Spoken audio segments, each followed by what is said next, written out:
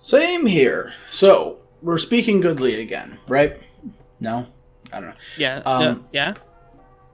I wanted to talk about cancel culture. I have so many fucking problems, but we wanted to talk about Projared first. Now, you have your opinions, I have my opinions. I want to hear yours first. Just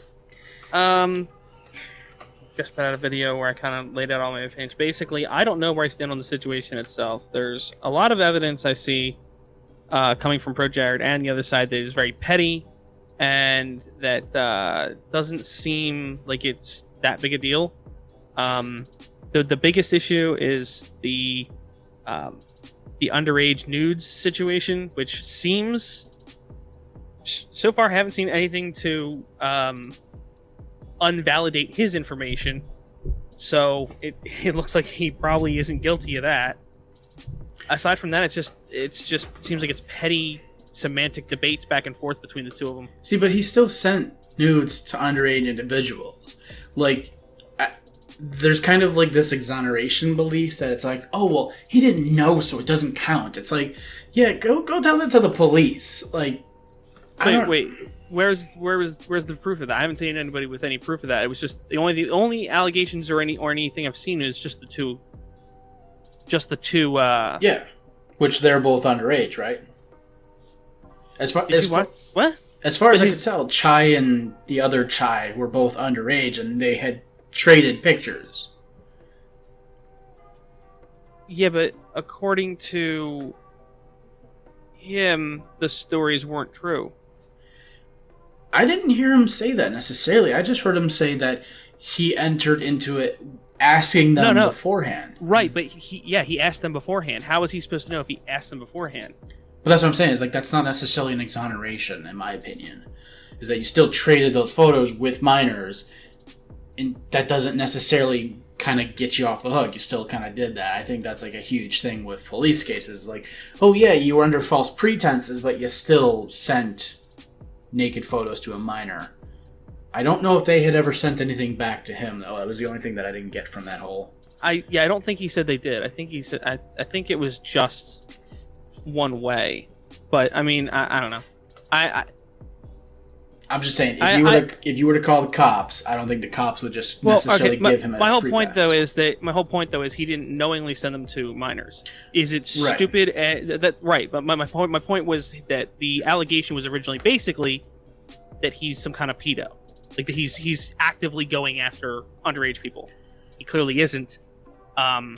He tried to verify everything. I'm not saying it's right that he's doing any of this, especially when you have a following like this. Doing something public that's this easily screwed up is definitely not a good idea. I'm not saying it's good. Like, that's why I haven't taken any side in this necessarily, because neither one of the people in question is right. There's a bunch of stuff wrong with both of them, both their stories and what they did. All the information is in the fucking mud pile 20 feet deep, and other than... I gotta dive into one thing. And I'm picking up bias here to a small extent, because I've had friends with bad experiences. But I'm putting fucking dollars to donuts. Heidi's crazy fucking bitch. Like, crazy bitch who just gets jaded because you don't, like, bow to her whim. And she went full psychopath when Jared's like, I don't want to do this shit no more. Just one time, they probably try to work it out. And then he goes, look, we tried, it didn't work out. And then she just went off the fucking rails. Just based off of prior experience. I am biased in this one a bit, but I'm like, I've seen it happen. To be fair, I'll even send you a screenshot of this Croaxis, a recent viewer of the podcast. He's been on my streams lately. He sent me this earlier. Apparently... she responded to his video without watching it, assuming it was all about her. I can't actually open whatever you sent me because I got the... But now I'll just send it to you for later. I don't expect you to put it on the show or anything. But it was more for your amusement. So she responded to a video that she didn't watch. Yeah, I'll actually read it to you since we can put it on anyway. People saying he didn't mention... Oh, here we go. And, sorry, I had it right in the first place. People saying he didn't mention you in the video. I'm responding to overwhelming waves of hatred in my mentions tonight. worse than they've been all summer. I'm minding my business, visiting my friends right now. This is a direct result of his statements for me. And yes, I did not watch the video. His performance face and his performance voice and face trigger me now. I spent months trying to talk to him, and he stonewalled me. No point in trying anymore. So she blatantly admitted that she didn't watch the video before responding, and the whatever hate she got had to have been coming directly from him calling her out or something. Okay, but he says in the video not to address any of the people in question. No. That last line, that fucking sold her down the river. That last little line right there. Well, it doesn't matter she didn't watch the video. It's like, okay, she's busy at a convention. And that was something that somebody brought up on Twitter that I thought was actually a really good point, was that he kind of timed the video until she's leaving for a convention at the end of the day. But it's the stonewalling thing. Well, I don't know if it's that he timed it that way. Because think about it like this. They're going through a divorce, and he had allegations of, pedophilia and underage nude stuff, like all that stuff. He's been talking to lawyers and stuff. Right. He had to wait until they approved him. Like, okay, it's safe to talk about these things now. Right. For all we know, she was waiting. She had to get everything finished before she went to the con, and it just happens to line up because, we finished this before she went to the con. Now I can make the video. Yeah. I don't think it was deliberately because she's not going to be there. See, I got a feeling that maybe it wasn't deliberate, but it was definitely, if anything else, it could have been timed. Because here's what. Like, he knows that she's a cosplayer. He knows that she goes to conventions. If he goes, okay, well, I got to prove to do these parts of the video, and where he had that part, like, he's like, I can't do the text message part yet. Like, okay, well, I can do it now, or I could wait a week until she's about to leave. So I'm not saying necessarily like, it was this big grand scheme. It's like the stars might have just aligned and he capitalized on the opportune moment at the very time she's about to leave for the convention. But at the same time, he barely even talked about the situation with her. He spent most of the 45 minutes or whatever it was talking about the underage thing. I wouldn't even say he really went after his wife about anything. The only thing he did was kind of reiterate his points that he's already made about the open marriage thing. Yeah, that's about it. And that's what the part I was about to get into was that Heidi's saying that, he's stonewalling me. I'm like, you sold it down the river. You sold yourself down the river. It's over. Like, you have somebody who said, don't harass Heidi. I just want to get a fucking divorce. Here's me reiterating the same points I've made before. That's it, done. It's over. Nobody else needs to be involved. The conversation's done. Projared and Heidi are both canceled. It's over. Why are we even talking about it anymore? It just seemed like moronic responses. I was about to use the R word.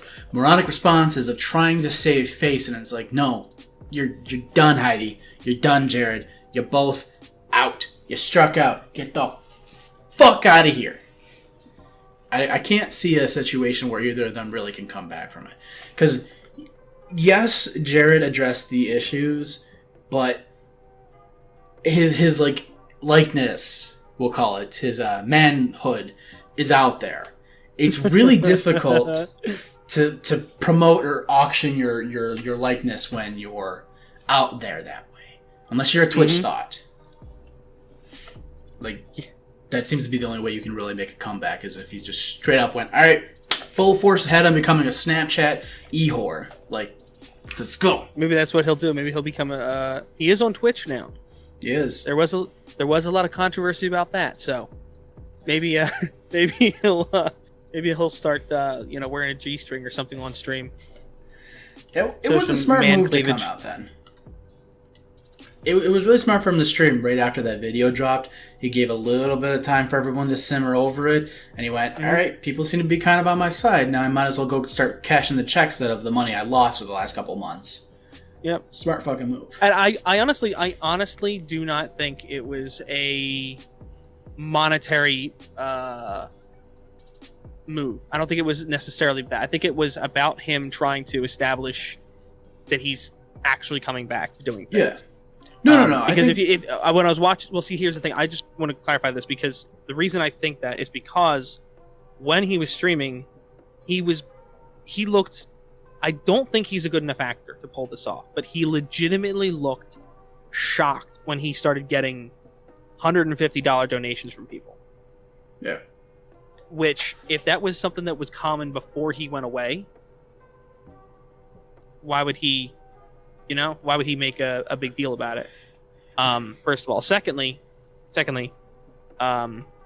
if it was smaller dollar amounts, because he had a fairly large channel, really small dollar amounts, if that's what he normally gets, like way smaller than that, he wouldn't have been surprised by that stuff. He wouldn't have been like hyping it up or anything. So I really don't think I really don't think he did this for money, like some people said. Like I don't think that was his intention of announcing the streams and all that. I don't think he expected to have such a, I'll call it a warm welcome. Well, that's it right there. I think it was he kind of dipped his toe in the water once he saw that a lot of people were back on his side. He kind of, I'd agree with you. I don't think he was acting and just because I only saw a couple of donations coming through, and I saw his kind of reaction halfway through, I want to say. Because I ain't got fucking time to watch streams. But he kind of had this face of like, okay, people seem to be cool with this. They're not all 100% on board, but we got some mods. And I think he just kind of used the opportunity to be like, I lost like 3 months of revenue. I might as well try to find a way to make up some of that. Mm-hmm. So, yeah, not intentionally sitting there like, I'm going to get that money. No, it's like he probably just went, I got a little fucked the last couple months. I need to make something back. Yeah. But, I mean, other than that, are we over this one, just in general? Are we just over... I was to begin with. The only reason I even made a video was because I wanted to talk specifically about the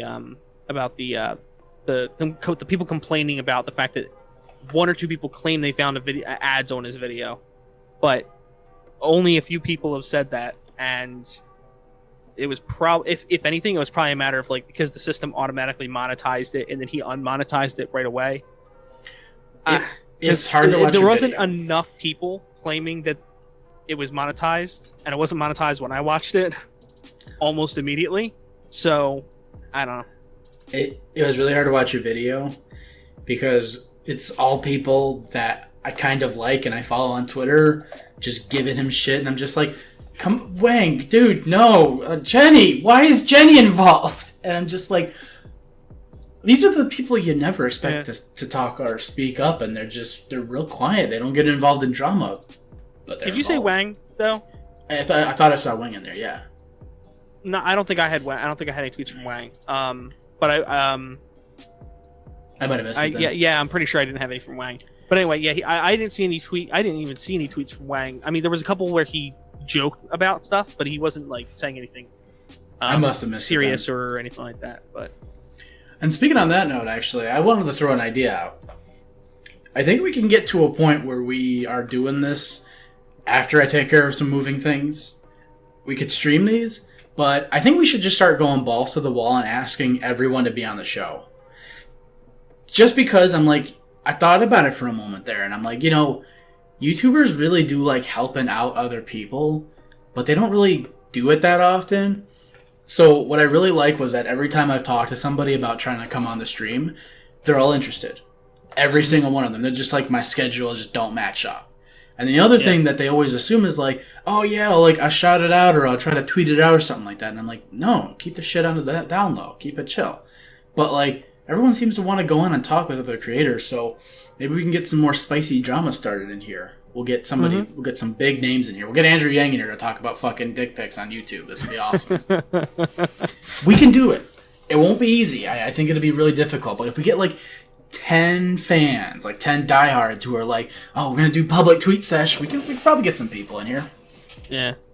Yeah, we got, I mean, I think we're at the point now where we're comfortable enough in doing the show and all that basically we just need to work on polishing the actual show and polishing the channel itself and all that now. Yeah. I apologize for that ahead of time. It is on me that I'm fucking up so heavily, but I do have a valid excuse of I'm hauling my girlfriend's ass to a different part of the state, and then I have to do that months later. For people who don't know, the 5 of you who watch, yeah, it's hella stress. Just put it that way, because we have tenants that are psychopaths. And then we have me, who in about 3 or 4 months, if I do move, won't have a fucking job. So, trying to get this shit sorted out fast. The stress is You know what might help? You know what might help, actually, because you mentioned your audio before we started recording. This is not a Yeti mount. This is a much cheaper one. If you want, I'll find the link to it. I'll send it to you. All right. Because that'll help. I don't know if you have a boom arm or not, but I mean, like, this is like a. That's a shit. Minus the mic, it's like a $15, $20 setup here. All right. Yeah. Yeah. No, I've got just one of those retractable arm thingies that catches all the vibration, so it's dog shit, but it does the job. Well, if you had the shock mount on it, it probably wouldn't be so bad. But either way, I'll send you the link later. So there's something else I wanted to talk about real quick about the whole people getting exposed in cancel culture. Do you know about Only Use Me Blade or any of that stuff? I watched the Hansen stream. That was a shit show. I turned it on. I turned it on after most of the interesting stuff, and it just happened to be right before Bjorn. Diorio like replied to me because it like popped up on my recommended. I was like, why is this only showing up because I follow commentators and commentators won't stop talking about pedos? And then he replies, dude, click it now. Click it. I swear. I clicked on it. Then Bjorn walked in. Is your name Hansen? He's fucking Mad Dog Hansen. Like, wait, what are you on the fucking camera for? I ain't in no fucking Predator show. Like, get the fuck out, Brian. You're drunk as shit, bro. Oh man, yeah, that was a little classic. So I mean, I feel a little bad for that because holy crap, that dude's got to have such a problem. He has a huge problem. Yeah, I gotta be honest, because I worked with him and Keem through Bad Kid Cast. I'm like that it fucks me up so hard to watch this throughout the years, because I get these like little weird nostalgia flashbacks where I'm like, oh, I wonder how so and so is doing from back in the day. And most of the time, it's just people who I will like YouTube with in a Halo community, or like, you know, I've done podcasting stuff with, or just people in the commentary scene who quit. And it's like most of the time they're just like, oh, I went off and went to be a normal human. Every time I saw Blade, it's like, oh my god, it's the most depressing fucking shit ever. And I'm just like, I've had two problems with Brian for the longest time. Is that, number one, if he just knew how to be innovative, he has coasted on that Call of Duty success, and he never wanted to work more than an hour a day.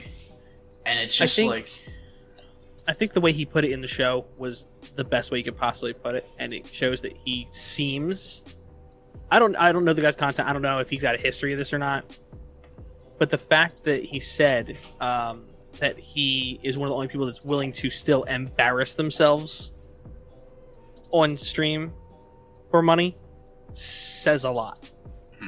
He knows that he's doing stupid stuff that's like not good. Well, it's what makes money, and it takes the least effort. It takes zero effort for the CX guys to load you with alcohol and just let them fuck with you. It took zero effort. And that's all he wanted to do, was just go with, why would I work? I don't have to work. I can just get drunk and feed my addiction. Or he could like put on a tie-dye t-shirt and pretend to be super positive. That seems to be the other key to success. Being a super fake person and being super positive when you know that they're not really like that. No, don't get me wrong. Everybody, join me in smiles and dances, everybody. We're all happy. Positivity's the way. That gets clicks every time, and I freaking hate it because it's so fake. It really is. It's brutal nowadays.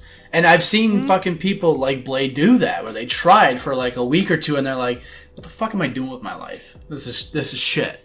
But no, so Blade had a really good series that he did for a short while, and it was a decent thing. It was called the Sunday Chill Commentary. And the idea was just like smoke a bunch of weed, talk some philosophical shit. That was the only creative thing he ever did. Was that he just was like, I can be critical and think in a different paradigm while I'm stoned and actually have cohesive thoughts. And it worked for a time. But he went, okay, I can do that, or I can edit my commentary Call of Duty shit, which takes a little less time, costs less money, and I make more money from doing that. And then that was it. So it's like, yeah, so he goes, okay, well, that's not paying the fucking bills anymore. Because if you ever watched it, his history is like, he did Bad Kid Cast, he made a couple bucks from that. Bad Kid Cast wasn't really that profitable. He goes and he moves out in the West Coast, back to the West Coast, and then he starts streaming to try to do it. He gets banned from streaming because he realized that, like, getting maybe 50 viewers a stream isn't a lot of money making, but then the shots start, like, oh, $5 shots. And that's where the money starts, and that's where the whole fucking ball started going downhill from that point. Yeah. I hate seeing it, because I'm like, I worked with the dude, I liked him, I think he's a fucking good guy when he's not drunk. I like how you're so carefully, like, I'm regretfully saying this? Yeah, okay, I hear this one all the time, and I fundamentally disagree with it, which is, drunk words are sober thoughts.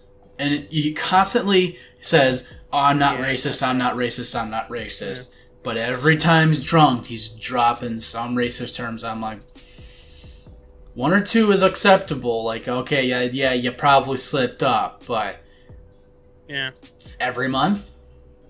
Here. I mean, I don't know. Like I said, I'm not too familiar, so I don't know the context of how, like, what kind of way they're being used. I mean, like, there's some people that I think there's some people that aren't racist, but they will use those terms that are very insensitive, to say the least, in a joking manner when they're, drunk or whatever, whereas they wouldn't, like, super extremely edgy humor, basically, which I just don't agree that it makes people racist, because it's a completely different ideology. Like, thinking something is funny versus thinking the superiority or something involved is different. But I don't know how the guy actually feels or anything. I haven't seen the actual joke, so. But I think in grander strokes. Yeah. I just gotta say, I'm like, I think throughout knowing him, the times that I worked with him and the conversations we had, I'm like, he probably grew up in a neighborhood and then he associated with people, and I'm like, not saying, like, sober him as a flat out racist, but I'm like, yeah, he's got that racial bias for sure. Like, I can just almost 100% go on that one. I just feel bad saying that, because I'm just like, I just don't like racists for the most part. I just think it's because it always kills me to see it, because I'm so fucking optimistic motherfucker that I'm like, nah, you can't. What's wrong with them? Oh, because they're black. They are? Oh, I guess they are. I just don't see it. I've never understood that quality behind people. I don't get it. Pete Buttigieg, who's running for president, is he gay? Or do you not know? I don't know. I'll be honest, I haven't even followed it just because I just don't care. It's starting to get a little manageable. Beat over the head. I'm sick of getting beat over the head with so much politics crap, because I mean half of it just seems petty, the stuff they're talking about, or they're making a big deal out of nothing. Like Funimation. Yeah. Yeah. Look at the size of my cock. I mean the first there was like, okay, I listened to, I think it's like 5 minute. It's a 5-minute clip, right? I think it's the video's like 5 minutes long. I mean, there was enough stuff. Audio. I'm like, it felt like almost like 10 minutes long.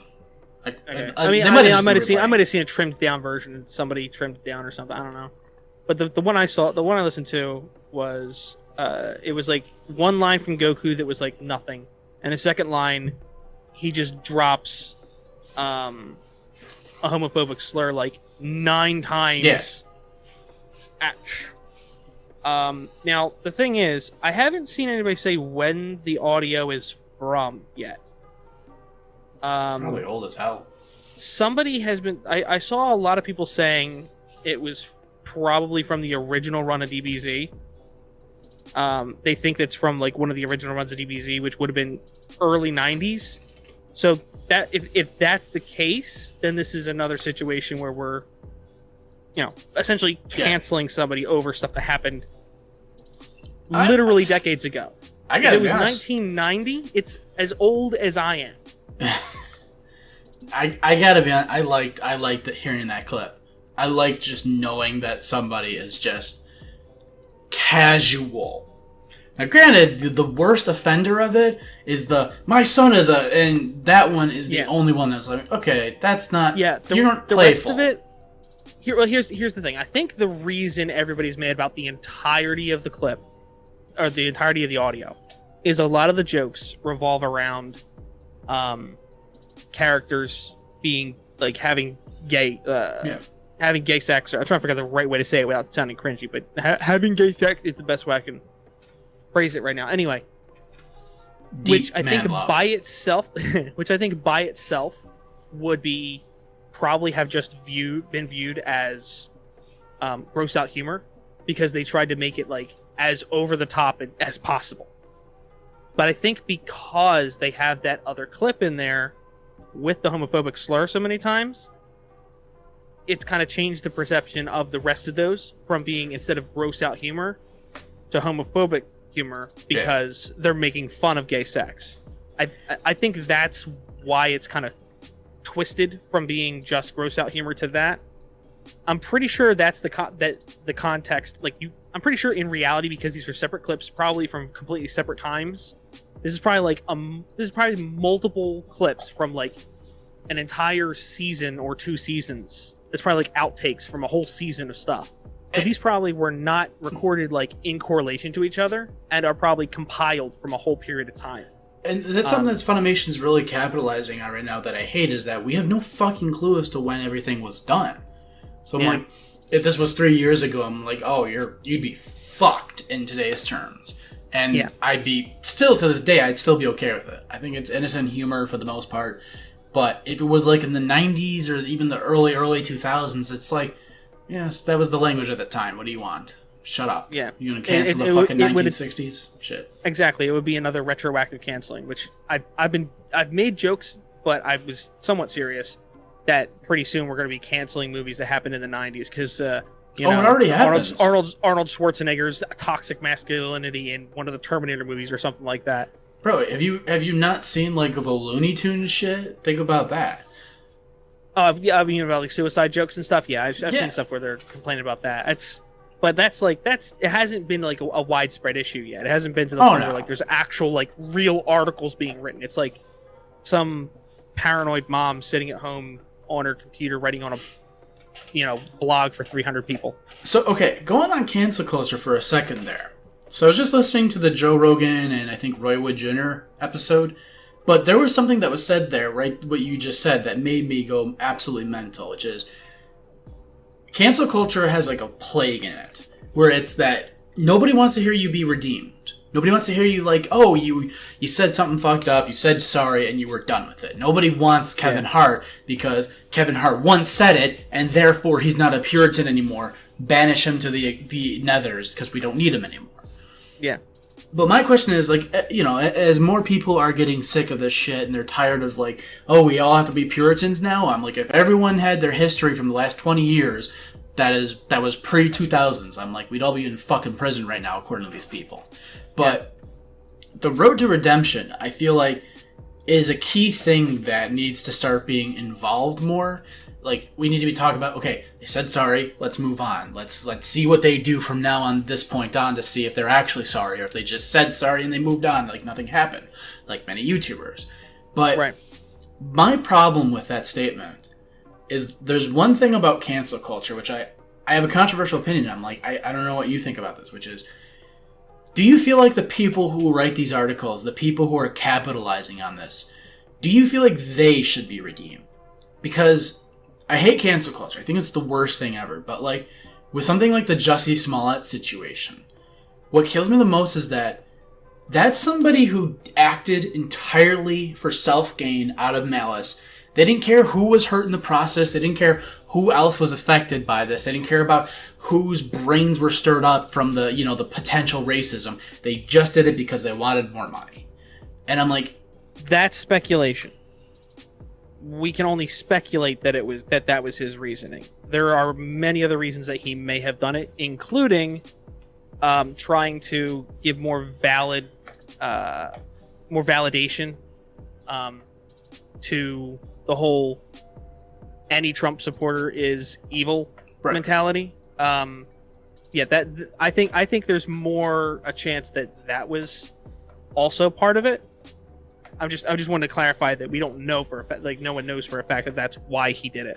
Well, the only thing that was known that was somewhat confessed, quote unquote, was that he wanted to make more money on the show. That was like the only thing that had come out at the time that was actually like a statement that came out of his mouth.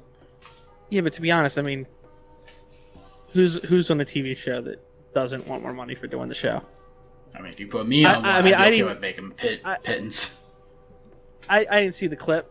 I haven't seen the clip or statements or whatever, so I don't know like what tone he said it in, or if there was any like frustration behind it or anything. But anyway, that's an old story. Well, it pertains to this, just the idea of like, where is the road of redemption? Because in all honesty, now I was gonna get back to that. Like Funimation, I'm like, I have no problems with it. I think the only thing is my son isn't as a faggot type of thing is the only offensive thing. That's the only one. And by the way, I'm allowed to say that. Excuse me, I'm bisexual. I can say that word. Fuckers. I have a great joke I've written about that. Are you actually bisexual, or are you just saying that so you have an excuse? I'm kidding. You don't have to answer that. We'll talk about that one in a different context. I've had a brewing story for that. Okay, I'm glad. When you paused after you said, "I've had a," I thought you were just gonna say a gay experience or something and leave it there. I've already asked. Just having the experience, like the joke was that you. I've already asked you the question, sir. We've discussed this in great detail about having sex with other men is not gay. It's not. We know this. Oh yeah. Confirmed. The internet is confirmed. Do you see this? This. Yeah, $20 is $20. This photo confirms. The photo that you don't want to point out to anyone from YouTube. Yeah. Yeah. Oh, go ahead. I'm just kidding. That's probably fine because Michael Reeves is fine too, so we'd probably be fine for that. But yeah, I don't know. Can you restate the base question? Because when you went into the smart thing, I think I got off track. There's a road to redemption that we should be more in place. Like, right, we should just let people say sorry and have that be it. Like, you don't have to donate to some charity. You don't have to go do like a Kramer and stand around a bunch of black people and say, I'm so sorry. Like, you could just be able to say, I'm sorry, I had a slip up, it's an accident, we're done. Yeah. But people who specifically do stuff out of malice, they don't care what the repercussion is to other people or what further damages people, for lack of better terms. Like, a good example would be, like, some of the people that Black Lives Matter uses to prop up. I'm going to speak on my ass a little bit here. I can't remember who. I think it was... You know what? No, I'm not even... I can't think of the name right now. But it was somebody who had actively attacked the cops first, and then they had got shot and died. And then, like, it was like a 4-week protest with the police about, like, how the police were all racist in this particular instance. Like, let me put it this way. It was somebody who went on stage and say, they killed this person. It was just a means to prop up, like, an anti-police narrative. Like, somebody like Jussie Smollett did it from a prop-up perspective of the one incident as a means to say, I needed to get more money on Empire. You see all these people doing shit like the Antifa fucks, like they're just doing it to prop up a negative narrative. Even to a certain extent, I'll give shit to the Proud Boys, because the Proud Boys, they go out and they attack they don't attack people, but they actively go out to instigate, to cause further strife as a means to prop up their own narrative. So I'm like, can those people be necessarily redeemed because they actively are trying to cause strife or discourse? Okay, I got you now. That's it's tough because I personally feel like you. I don't think that you should have to go out. I think the whole, doing charity and stuff like that on top of apologizing or doing this or doing that, I think that stuff, because it used to be a PR move, after something happened. It would be a PR move to like try and rebuild, your ties to a community or whatever. Right. I think because it used to be a PR move that people would do to help right the ship, more or less. I think the problem is that people now have gotten used to that. Which, I mean, you'll see that in all different types of things. Like the whole not monetizing videos about controversies. Right. There's a time and a place where that makes sense to do. What's a Steve Lookner, I think it is, shouldn't be monetizing anything where he's just reading tweets about people's potential death for 12 hours and making super chats for 12 hours reading people's tweets. So let me ask though, because I what's so different about him doing it versus the news doing it? I don't think the news should be doing it either. But here's the thing. He's not actually doing news. He's portraying a news channel, but right. He's just reading fan tweets. Like he was reading sympathetic tweets. He wasn't actually reporting any news. Yeah. The only news he reported was like in like the 24th hour of multiple streams where he was reading people's tweets and not giving any information, just raking in ad revenue and super chats and donations and stuff for hours and hours on end. The only thing we have at the end of it is what appears to be an excited man repeatedly yelling, "Etika is dead," repeatedly. And it looks like excitement, not disappointment. I mean, so there's not one aspect of that doesn't sound like abuse of his platform. In using a mentally all right, yeah. I'm like somebody suffering from a mental issue that has gone missing. Like it entirely, in summation, seems like abuse of his platform. So I'm only playing devil advocate for the most part because I'm like, yeah, there's that one angle you tapped on was really important there, which is he's using somebody else's mental instability and audience as a means to platform themselves. But here's the thing: is that if people didn't watch it, it wouldn't exist. Like this is the fundamental kind of capitalist approach where it's like, if there's a demand for it, people are doing it. People wouldn't donate if they didn't want and or encourage that. Right, but then again, we're also talking about kids. We're talking about like a lot of the people that were doing this were, kids that have access to their parents' credit cards or whatever. I'm not saying it's not their parents' fault for giving them access to that, but I don't think it makes it any better for him to do it just because there's people that are willing to watch it. Just like the Logan Paul Suicide Forest thing. I don't think just because there's people that were willing to defend it and people that would watch it makes it okay. I mean, by that mentality, you've got to basically say we should get rid of Twitch thoughts.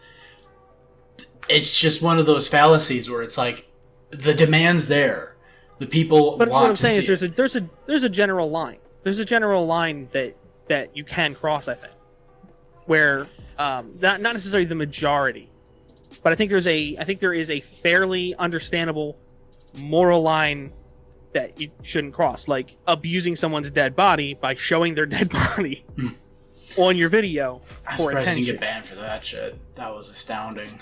Yeah, that was insane. There it is. It looks like Etika. Oh, look, it's his dead body. Let's just... How do you guys feel about this? Can you imagine that? Oh, my word. Can you imagine if it was somebody, like, if it was something like that with Etika? Holy crap, that would have lit the internet on fire. The guy in the Suicide Forest, no one knows who he was, but if it was somebody that everybody knew, geez. I have no words for that. And again, I'm just trying to play mostly devil's advocate. To a certain extent, I do agree to the idea of like the demand of the audience, but yeah. I think for the most part, even going on dead bodies, the something huge that I'm legitimately kind of astounded isn't lighting the fucking planet on fire right now is the whole Zoe Quinn thing going on. I thought you were going to make a joke about the Amazon. lighting everything on fire. And I thought that's where you were going with that, but that was good. So I've gotten fucked up on the Amazon thing because people are like, "Oh, 20% of our oxygen's being burned," and people are like, apparently donating to scam funds, and it's just like the whole fucking thing is a shit show, man. Gotta love Facebook. Gotta love Facebook because I guarantee a ton of that is from Facebook. 1000%, yeah. Yeah, Facebook is the worst for misinformation and because for some reason people on Twitter are willing to look into things more in general. Not everybody, but in general, people on Twitter seem to be a little bit more perceptive when it comes to that than on Facebook. Twitter is a cesspool of autists and weaponized autism. It really fucking is. You get the most ingenious motherfuckers, like the whole Bo Black situation of, oh, we can reverse engineer, see whose phone number it is on the account, to, oh, we're going to figure out who was... That wasn't him. Oh, just to clarify, that wasn't him. No, it wasn't Bo Black's, but it was one of the RFC former members. But yeah. I'm just like, you get this psychopathic... Like, here's the thing. I hate Reddit. That ever since that Penguins video dropped about explaining how Reddit is just such a shit show, I'm like, that's perfect. That shows you how just dumb and demeaning 90% of everyone that is like I'm following it for the clout train. So then once you get rid of all that shit, you get that 10% there, and it's like, that's where the weaponizing autism is. It's like, that's where you get those fucking people who run straight up gay ops. Like, we're going to go through every one of your tweets. We're going to go 10 and a half years back. We're going to find you, motherfucker. Like, I love it. I really do. I've been told a couple times that that's one of the things that holds me back is I don't, somebody made a joke to me one time that I don't expose enough pedos. I don't just go out there and make accusations and stuff enough. I take too much time and think too carefully about make sure I'm covering myself. What? Creating a logical argument? Enough. What the fuck? If you make another video like you did like with this Jared one, you'll get actual views. That's what Diorio does. Fuck. Yeah. Well, see, Diorio has a completely different tactic though. They are connected. All the RFC and Pescatore and everybody, they all know people and they all have contacts and stuff like that. I struggle to do research for every video because I have no contacts or any idea where to go to start something. So like the only thing I can really do is watch other people's videos or something to see where I'm like point me in the right direction. And most of the time it's like, all right, well, you already talked about this whole story. What am I going to talk about? I got to be honest, it's not worth it. Exactly. Doing YouTube that's why Jared had just more fun with the topics. Yeah. You really can't. Because two things. Is number one, nobody cares in a year. So your videos get no views because they sit there and they all come in through the initial burst and then you're done. Your videos got shit. Mm-hmm. So that's why doing topics is way better because it has a longevity. But to get that longevity, you gotta play the fucking game first. You play the game for a little while, you get your boost, and then you can start playing your longevity game. And focusing on comedy, I think, helps me a little bit too, or will help me when I get bigger too. Because if I'm focusing on the comedy aspect of it rather than the, factual information, the factual side of it, like focusing on relaying information, like I don't think Pyro and a lot of these other guys would have gotten to where they're at if it wasn't for the comedy side. People watch them a lot of times for the comedy side, not necessarily the fact checking side. Right. But they do their research enough to not stick their foot in their mouths. I gotta ask, has Pyro just given up? I feel like he's just given up on YouTube lately. I'm perplexed by him. In what context? I mean, you only put up a video today, right? Yeah, I saw it. His videos have no quality. He doesn't seem to care. That's debatable. It's old school. It's old school Let's Play content and stuff. It's not. I wouldn't say it's no quality. It's maybe not the quality. Like the funny thing is, like, I think part of the problem is he actually he took some time off and tried to do a big video a while back. Remember he did that video with all those like, he had like a whole detective motif to it and all that. You remember that one? It was like 3 months ago, and he had this whole thing where there was this whole like story he was doing, kind of, sort of. And I don't think the video did very well. So I think he kind of decided, yeah, I'm going to go back to just making, faster, fun stuff rather than putting all this time into this. Yeah, no, I could agree to that because you see it a million times. When he does a video reviewing a video game and then he makes 3 follow-up videos saying, hey guys, I actually like put effort in this video. Can you go watch it? Yeah. I think I get exactly what you're talking about there. Yeah, But, so I think he's following the iDubbbz format where he takes a lot of time to do one big thing and then puts out little steamers here and there. Which personally I don't think are that bad anyway. They're actually not bad. Even for his low end content is still usually pretty funny. Because he stopped ban unboxing. And a lot of people didn't like that because that was like his quote unquote lowest effort content. Which not iDubbbz. I disagree with. But yeah. Oh, Pyro. Okay. Yeah. Well, I mean, see, it's a different type of content, so. Yeah. But that's what I'm saying. I think that's part of it. I think he's kind of like, I think right now he's probably struggling actually trying to figure out what he wants to do because between demonetization and Ian or Pyro. Pyro, because Ian said before he's fine on that stuff. Ian surprisingly has said he's spraying spray paint in his mouth and stuff, and he says ad revenue is fine for him. I find it hard to believe, but apparently it's fine.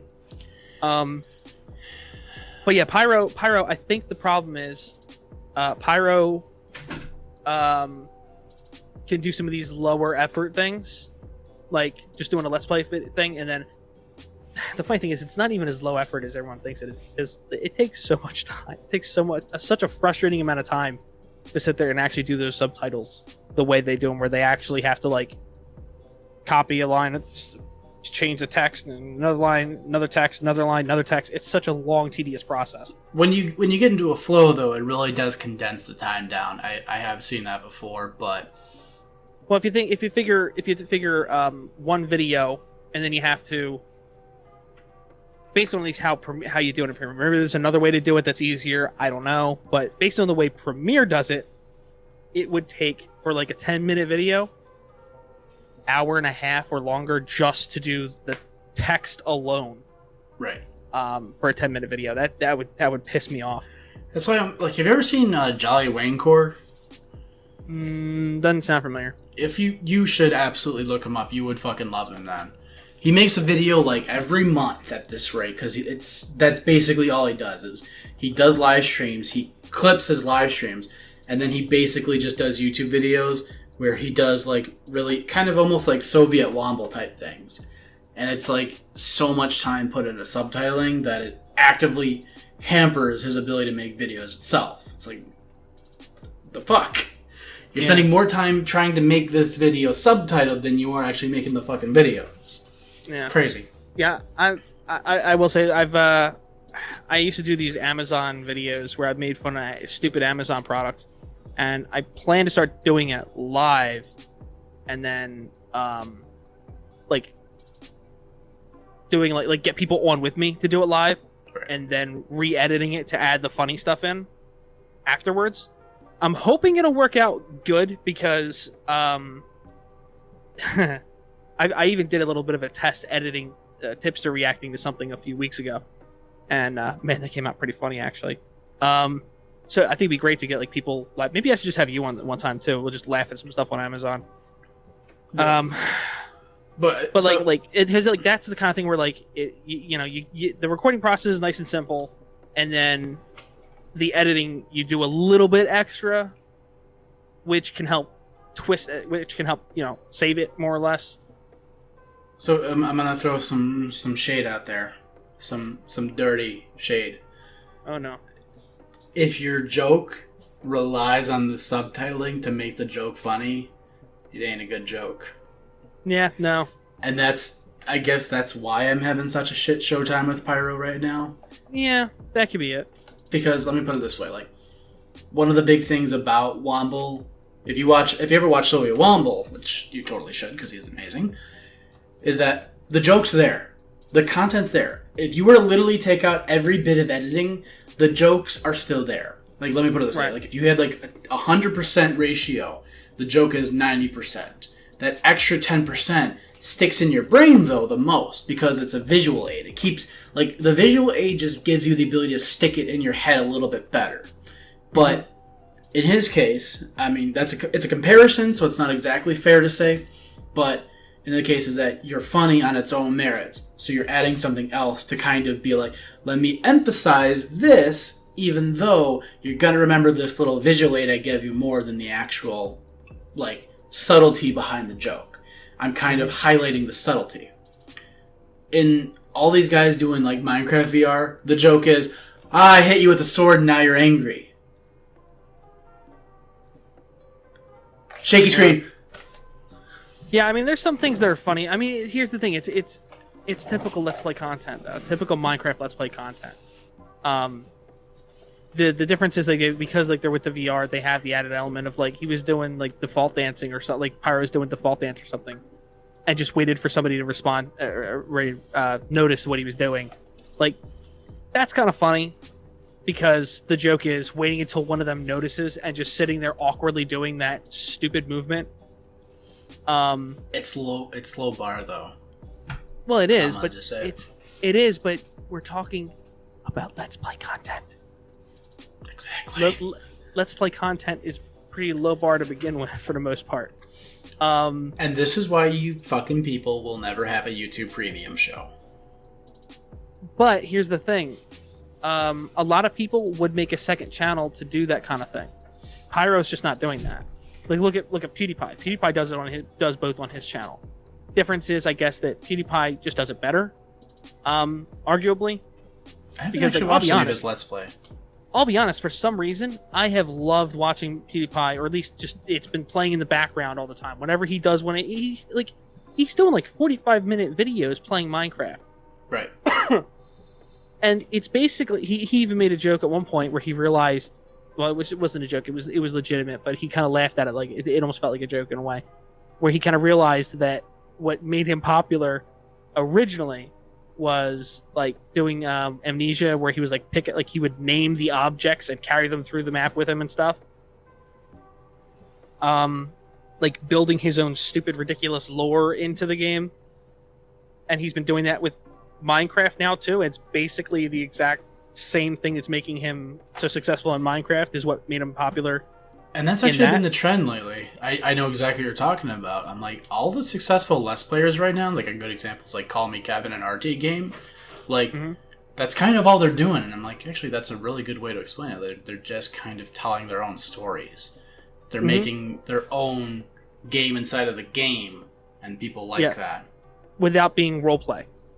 Interesting. Well, I guess it's technically sort of roleplay. But I mean, you know what I mean. Without being like serious roleplay, like there was the whole trend where like that. It's crazy to me how many of the Minecraft YouTubers, instead of just stopping Minecraft, started doing these weird role-playing series. Have you ever seen any of that stuff?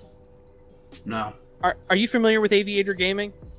Oh, long time ago, but not within the last 5 years now. He was close to 1 million when they were doing Bam Lounge and Steven Suptic was with them and all that. I think he was close to 1 million.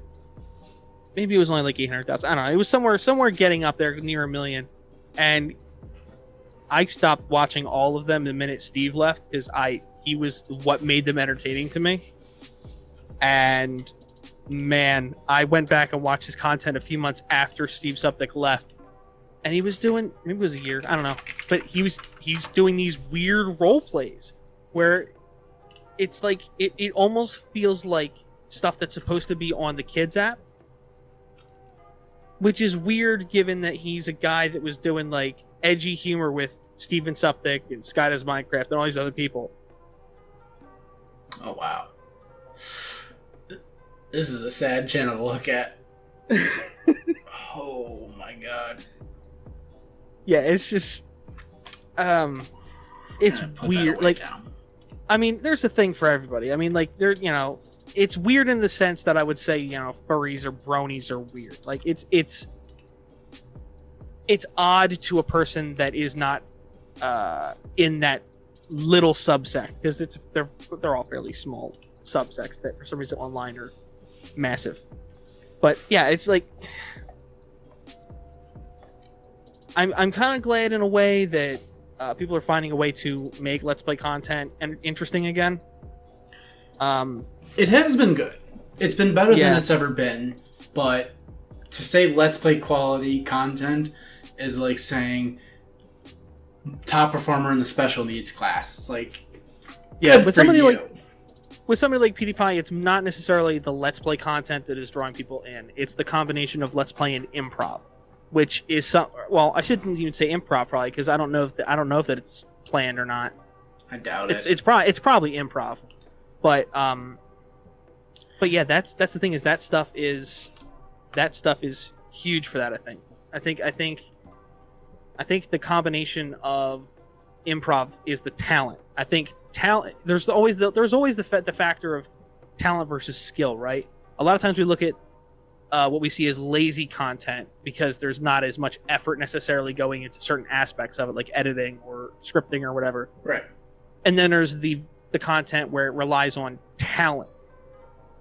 Stand-up comedy, it's more writing, I guess, for the most part, but there is a level of improv to it as well.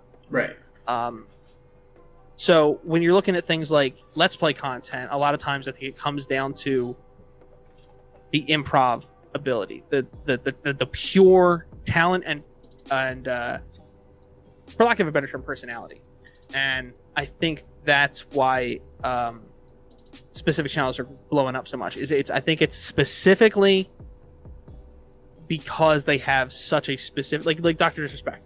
If he was to do let's play content right now, because of the way he has his transitions and all that stuff, he would find a way to make it so interesting and make it like turn the typical content on its head. Okay. That it would make it stand out. And I think that's the thing that is making it. That's the thing, I think, where I draw the line between regular let's play content and not lazy let's play content. There's people that just do let's play content because it's easy, right? As secondary content or whatever. And then there's people that do it because they're good at it, because they have a personality that people love. See, hearing it that way does change my mind a little bit. There is kind of a flaw, which is that it's going to sound super pretentious, is that it's still, at the end of the day, it's still let's play content. But right.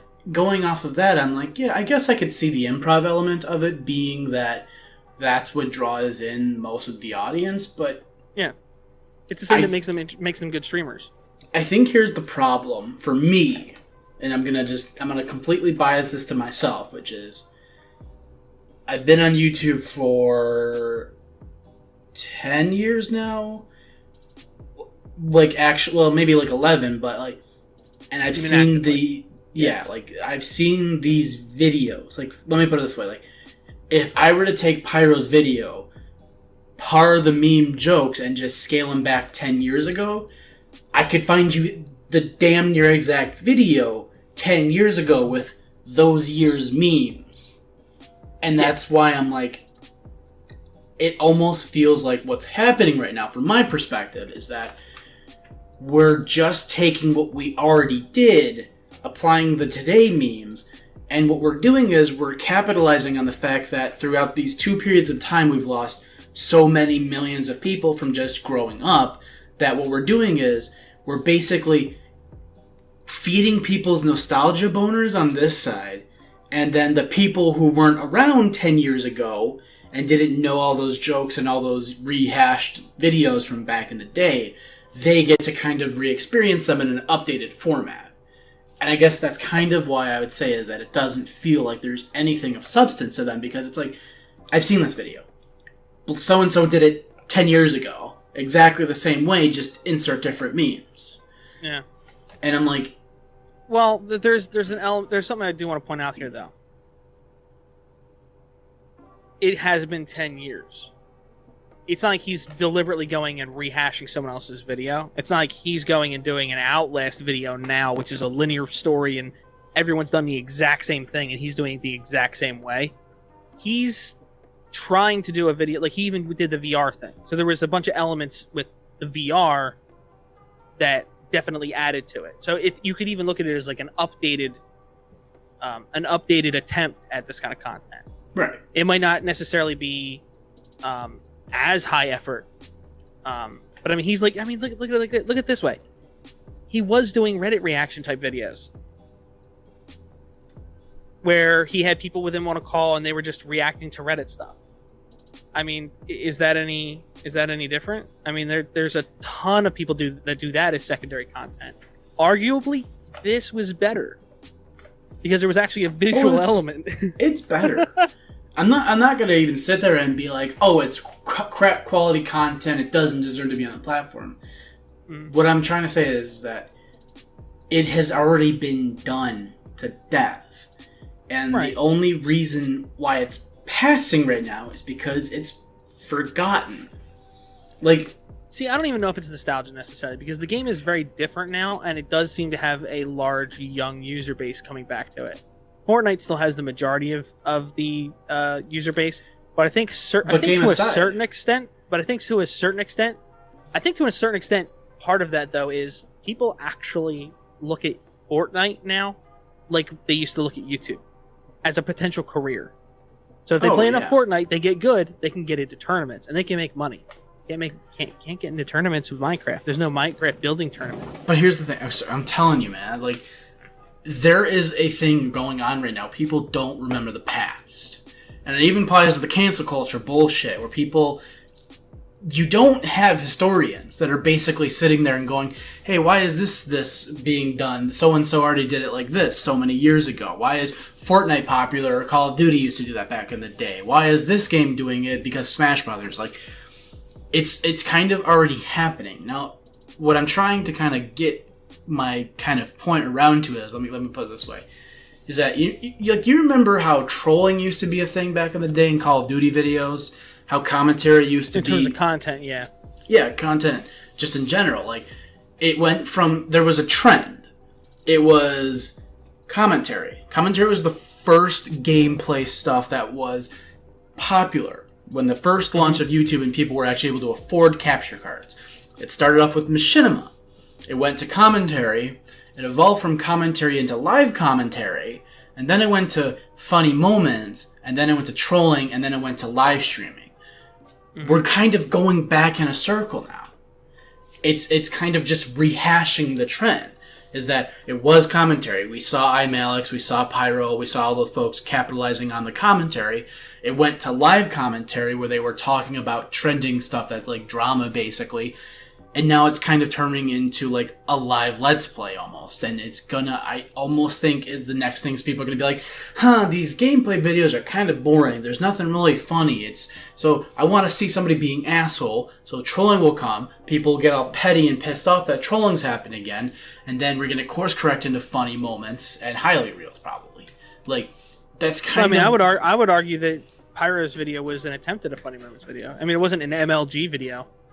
It was a funny moments video, which many people never stopped doing. Like, I mean, look at Jacksepticeye. Jacksepticeye does actual Let's Play still. There's still people that do actual, like, full blown.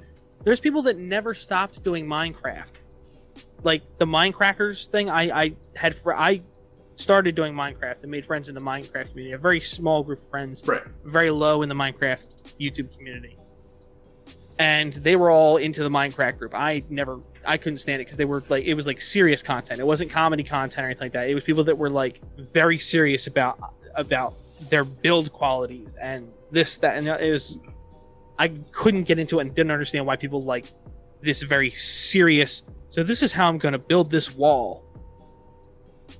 Watch. Like I never got into it. Like I can understand the real world people learning how to actually build a wall. But in Minecraft, learning how to place the blocks down. And it wasn't like in a necessarily like, I'm going to show you how to make an interesting design wall. No, it didn't make any sense why they were, to me, it didn't make sense at the time, at least, why they were watching this specific type of content. But that being said, in terms of like funny moments and things like that, like there's certain things that I don't think will ever go away. Because think about it like this. Funny moments content is basically the same thing as like low-end meme content, right? In the sense that like they're just taking like the funniest moments from like an hour and a half or whatever, and they're trying to make it as memeable as possible. Whether or not it's entertaining is going to be completely subjective because of the fact that it's meme content. Whether you get or enjoy the meme is entirely up to you. I don't think like you even said, if you take the memes out and go back 10 years, there's the same video with different memes in it. I don't necessarily think that it's that bad an idea to use gameplay as the base for the memes instead of a screen with a bunch of Discord logos on it. Yeah. I think if anything, I think if anything, a lot of this is an evolution to that kind of thing. Because I think more people are doing funny moments content than they are doing like full Let's Plays like PewDiePie's do.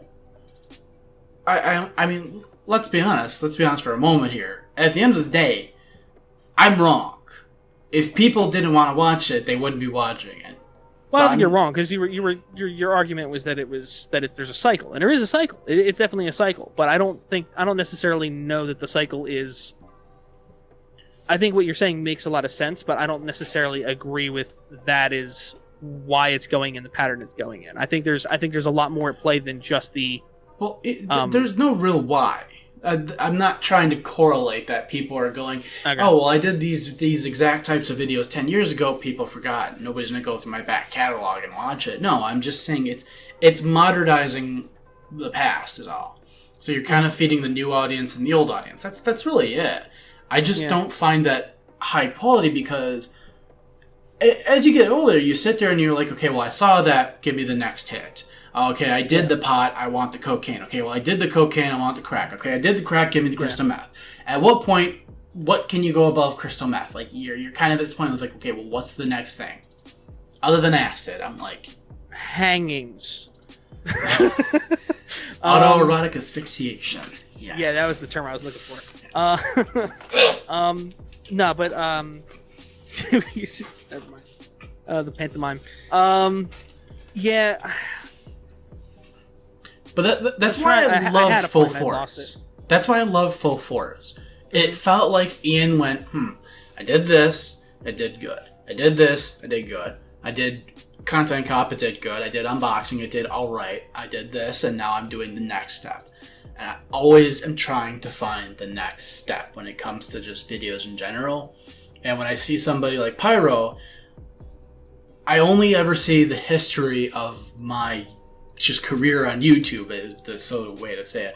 And I only just ever say to myself, I'm like, you're dangling, bro. Like when I see H3H3 doing more podcasts than actual videos, I'm like, you're dangling. You're just cashing the cow. And we saw Blade piss his pants on a live stream. I don't think H3 is necessarily just quote unquote cashing the cow. Because I mean, there's a lot of people that have found, there are a lot of people that have found their transition into podcasting and their live format and the way they use the soundboard and all that stuff to be more appealing to them than their content. Which personally, I don't agree with that. I do enjoy the live stream for the most part. Get rid of that fucking soundboard. You fucking they overdo boomers. That. They do overdo that sometimes, and Ethan definitely has a tendency to on occasion. It is a fucking boomer meme. It needs to be fucking burned to the ground, and they need to. It is some boomer shit. If I want to listen to fucking Howard Stern and having him fucking soundboarding all of his little bits, that was being done in the fucking 70s and 80s. Get it out. It's old. Done. You're canceled. It's extra production value. No, it's not. It's filler. It depends on your execution, and I will admit that their execution isn't great. Oh, okay. But here's the thing. Here's the thing, though. In general, most people do a much better job with it. I would argue that even my use of oof there was a little bit more. It was extra. Come on. Accurate. No, but I mean, it was more accurate a usage than a lot of stuff that they do. Where just out of the blue, Roseanne Barr's freak out thing happens. But for most people, actually enjoy having those little sound bites. Like look at even live streaming. Even live streaming, people have it set up with Twitch chat or bots or whatever, where they can put exclamation point whatever word and then the sound bite that's attached to it plays. Like it's an extra element that adds something to the content. Whether it's done well or not is a different story altogether. Look, Look, I actually only use oof because it's cringy. You're entitled to your opinion, but no. Just no. Okay, see, wait, hold on. No, you're the one that's entitled to your opinion, because my opinion seems to be the one that the majority of people agree with. So, I'm sorry, sir, but you are the one that's entitled to your opinion. When I hit this button, when I hit it, that's me saying I have run out of what I need to be saying right now. And this is me. Oh, the funny thing happened. Oh, I was saying is that what I really wanted to say is that I need to construct a full thought. You're deconstructing an actual conversation because you don't have the ability to fully eloquate, whatever the fucking word is that used to finish that word or that sentence is. So you use it as a means to drive distraction. It doesn't show that you have continuity on your side. I just find it as a button of saying... Again, though, you're talking about specific people. Because, for example, if you listen to Dynamic Banter, Steve Zaragoza and Mike Falzone, they actually use their soundboard in a much more useful way. Where, for example, there's this soundbite of E.T. where he's like saying, "Come to me," or something like that, and they cut just the part where he says, "Come." So... there's multiple times where they will one of them goes to say something, and the other one thinks they're going to say the word "come" in the sentence.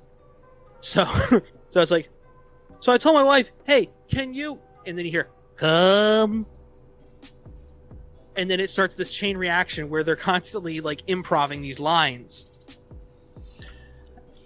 and using that as the punchline, because it's funny hearing E.T. do that. No. The best current modern day examples I have right now, like I would say that if people who do it good is Tom Segura from Your Mom's House, that podcast. I'm like, they do it decently, but even them, it's just trash in my opinion. I don't know. I think I've exhausted my points for the most part. I just find it as a detraction. I haven't heard much of any points at all, actually, though. I mean, you're saying it's lazy and it's a distraction. It's not lazy. If it's okay. It is saying that you can't do it on your own. This is a detraction as a means to substitute. Wait, hold up. What do you mean you can't do it on your own? Can't say a good enough quip or make an inflection or a sound on your own. And most people use it after they make a joke. So how is that saying that they can't make the joke on their own? I see in most cases that it's used as the punchline. So I'm like, okay. For example, the example I used earlier, Dynamic Banter. Like I said, they will try and make it ridiculous because it's E.T. saying it. Hey, did your grandma come? I'll give you that. I think your improv funny is good. The joke would have still been funny if they had said it, but it's even funnier that this little family-friendly movie character that everyone loved when they were growing up is saying something really dirty. There's an extra context that's added by them doing that on top of them making a joke that would have been funny. Like saying something like, "Hey, last night, I heard something weird coming from your grandma's room. Did she come?" Instead of just them saying it. All right, I'll give a qualifying statement. Punch there. I'll give a qualifying statement. It is only funny if it is for 1 or 2 episodes tops.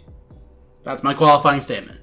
I will laugh at soundboards if it's like, "Oh, I haven't heard this one before," and it doesn't go past 2 levels. See, and that's the thing is there are some where like people think it's hilarious, so it becomes a running joke within the community.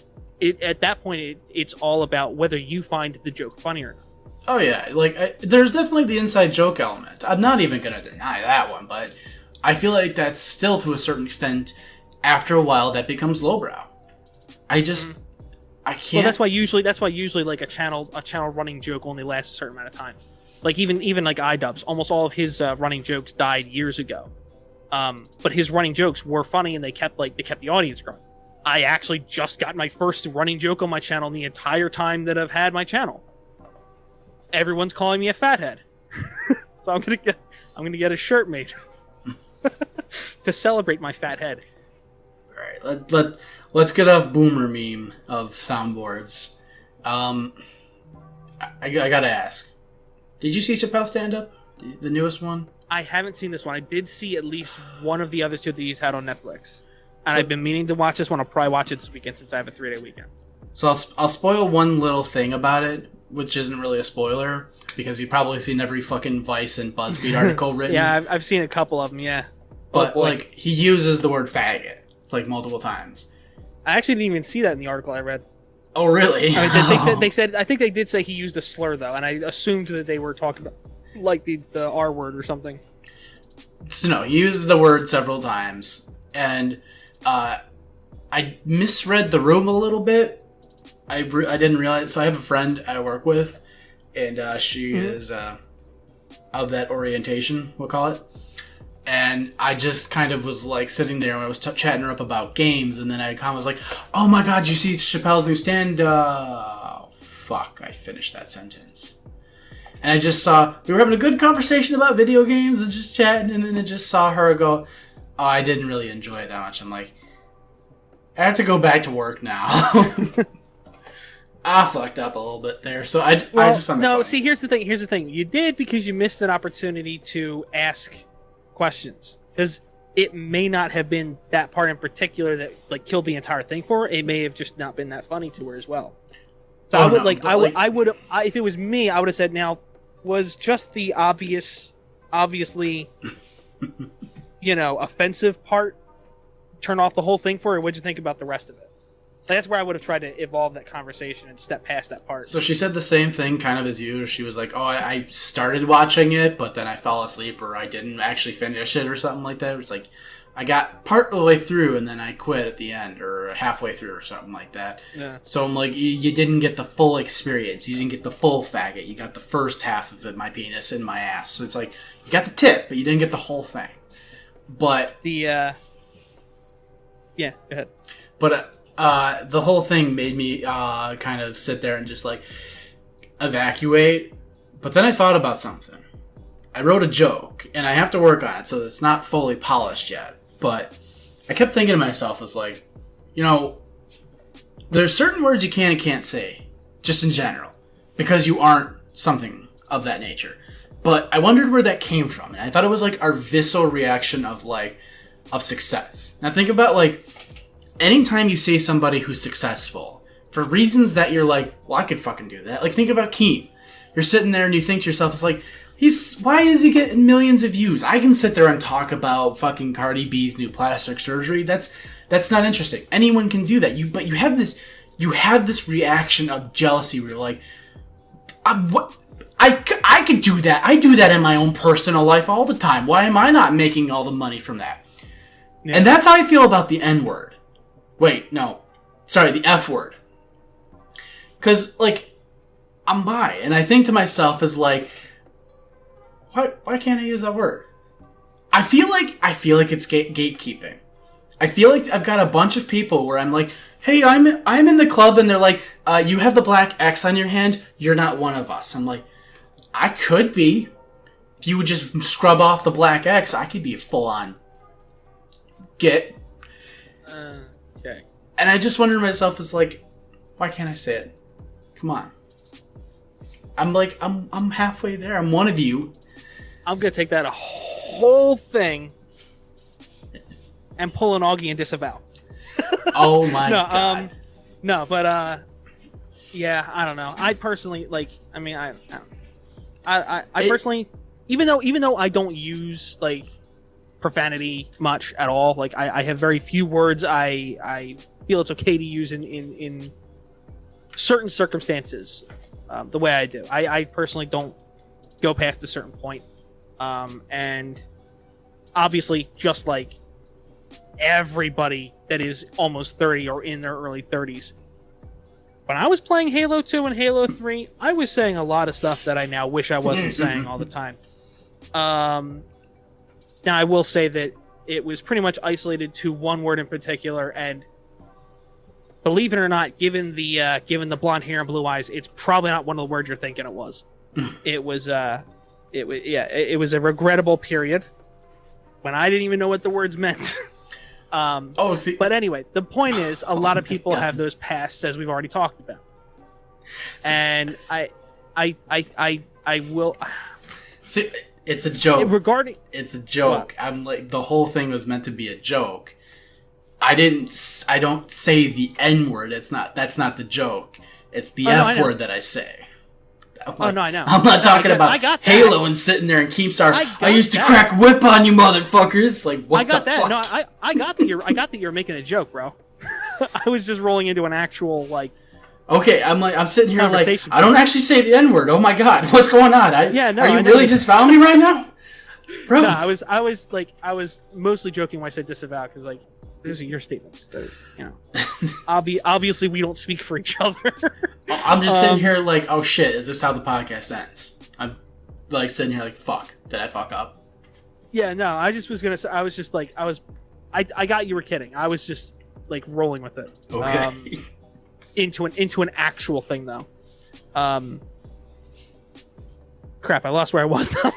The regrettable period of Halo 3 days and the words like that almost many children said. Like almost everybody has that period, at some point in their in time. Because like I think that was what, I think I was like 15 or 16. No, I had to be a little older, like 17 maybe, when Halo 3 was popular. It was like 2006 to 8, I think. Yeah, so I would have been 18. I would have been 18 at the very oldest, for Halo 3. Because I think Halo 3 came out in like 2008. I could be fucking wrong. And I will say that it's kind of funny because, it is funny because it is in this time where everybody's like so about, you know, acceptance and everybody is everybody and all that. It is funny because there is still a lot of animosity in the gay community towards bisexuality. It's crazy how often I have seen debates between people that are supposedly gay and bi, where a gay person is arguing that bisexuality is not valid because you're either gay or you're straight, which is crazy because that's like a completely hypocritical argument. It's like fucking straight up TERFs. It's like fucking straight up, I'm turfing on. You can't be freaking trans and not. You gotta be a feminist. So, like what you were saying though about like, you know, bis and saying the F word made me think of that because it's funny because I've seen so many people that at least claim to be gay, like essentially insulting a bisexual person's sexuality because they don't think it makes sense that you could be into both. You're either one or the other, which is like painfully ironic to me. It's painfully ironic because I'm like, go tell that to a trans person. or like that the ironic thing that gay person that thinks that about bi people will, you know, scream homophobe every time they hear the word Christian. Because every Christian must hate gay people because of their sexuality, even though that's not at all how it works. And there's a large at least section of Christianity that isn't about that, where they get it. It's like, whatever, do what you want to do with your body. It's your body. So I small side tangent kills me. Did you see that one fucking bitch? I'm calling this one bitch out. The LGBTQ creators who are suing YouTube for discrimination. Oh. This one bitch is like, why did my video get restricted and demonetized where I went and made out with my girlfriend as part of a music video? Because you went and made out with somebody. It doesn't matter if you're fucking gay or not. Like, it's blatant, overt, sexualized content. Oh, that's the video that set me over the edge. I'm like, that sent you over the edge? You didn't make money on a video of you making out with your girlfriend? There's other platforms for that. It's called Pornhub. Like, she's the only one, and then the queer kid stuff bitch, who I have 8 trillion problems with, but it was only those two people. What is that? Queer kid stuff is a psychopath woman who's gay and insists on teaching sexuality to infants. Like 5 and under infants. Okay, I knew that sounded familiar. Okay, yeah. Like That woman should legitimately be banned from being able to do educational content. Like, did you oh my god. Just one other thing real quick. Did you see that tweet that thing I quote tweeted earlier about there was somebody, maybe it was last night. Anyway, they were like talking about how what is it? YouTube vloggers are making their kids racist. What? Like this is an actual this is an actual so-called writer. Like she sees herself as a like she writes for a blog or something, and she calls herself a what is it? Media and gender specialist or something like that, or media and gender writer. I mean, yeah, and I thought it was extremely funny because she has such a bad take because she generalizes pretty much every kind of commentator, every type of video creator as a vlogger. Like if you're doing that, you can't call yourself a media expert. You can't. I'm done. I'm out. Yeah, it was insane. If you she's have like, a blog, she's like, you're done. She was like talking about how how it's like they're training little kids to be white supremacists and homophobes. I think if you write and you write about politics and you claim that you're a specialist in any field, you are legitimately mentally retarded. You have a disability in your brain that has created a disassociation from you that made you sit there and say, and I mean the literal textbook definition of retardation, where you said, I don't understand things, so I'm gonna write as if I do, because I obviously know I'm correct. You know what that's called? It's called being psychosis.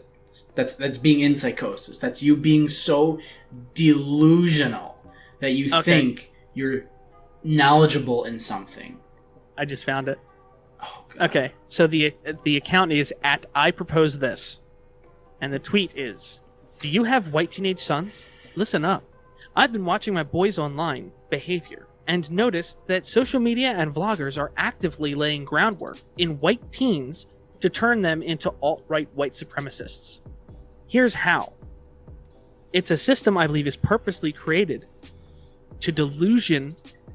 Oh, purposely created? What? That doesn't even make sense. She's a writer. It's a system I believe is It's a system I believe is purposefully created to disillusion white boys away from progressive liberal perspectives. Wow! Right off the bat. Okay, I'm gonna say because people are allegedly putting stuff out there that's not progressive and liberal. They must be white supremacists. That's just a bad take. That is a bad take and a half. That is a fucking psychotic person. I think I didn't read this as fully as I thought I did. Oh my god. Wow. Who is their anger with? Women, feminists, liberals, people of color, gay folks, etc., so-called snowflakes. That's in the wrong order. The etceteras are supposed to be after the snowflakes. And nobody is there to dismantle the snowflake fallacy. Oh, what do you mean? They're fucking What do you mean? People. You're there. You're on the internet with your platform. Go ahead, dismantle it. You're not even dismantling it in this thread. No. Don't let her dismantle it. She's gonna create more fucking white supremacists. Oh, they always do that. It doesn't matter what you say. Her children... I'm putting a fucking $1,000 on right now that her children will become white supremacists. Legit. Because... Do people not understand the way that you cause children, especially young teenage boys, I will say, like, to do something is to force them to do something? Like, so for the longest time, I didn't know anything about religion. I questioned my whole religious spectrum. I was like, I'm Buddhist. That's just what I decided one day. I was just like, I don't want earthly possessions. I don't care. I have no care. My parents came up to me and basically sat me down for a 3-hour conversation and convinced me that I was Catholic. You know what I am now? A fucking atheist, and I hate religion. Like, this is how you create the literal thing that you're trying to not make. Is tell people, Hey, you have different opinions than me. My opinions are the correct one. You're wrong. And even you'll watch it's all the time. It's these fucking psychopaths. And then you find out, oh, their children like to go and skewer rats in the backyard and they hang them up as a fucking sacrilege icon to Satan. It happens all the fucking time. Where does this delusion come from? I need to know. So here's like I said, it says writer, editor, and media critic with a special focus on parenting and gender. Comics nerd, mountain biker, snow and ocean loving mom of 3. That's her. Why would a boomer? You put too many tags in there. You could put 2, and then you put anything over 2, you're wrong. Yeah, I think mine is just like 3. It's like Gamer J Lee impersonator and 2 other ones or something. Anyway. I think mine is just legitimately I have a crush on Sky Williams and I want him to butt fuck me.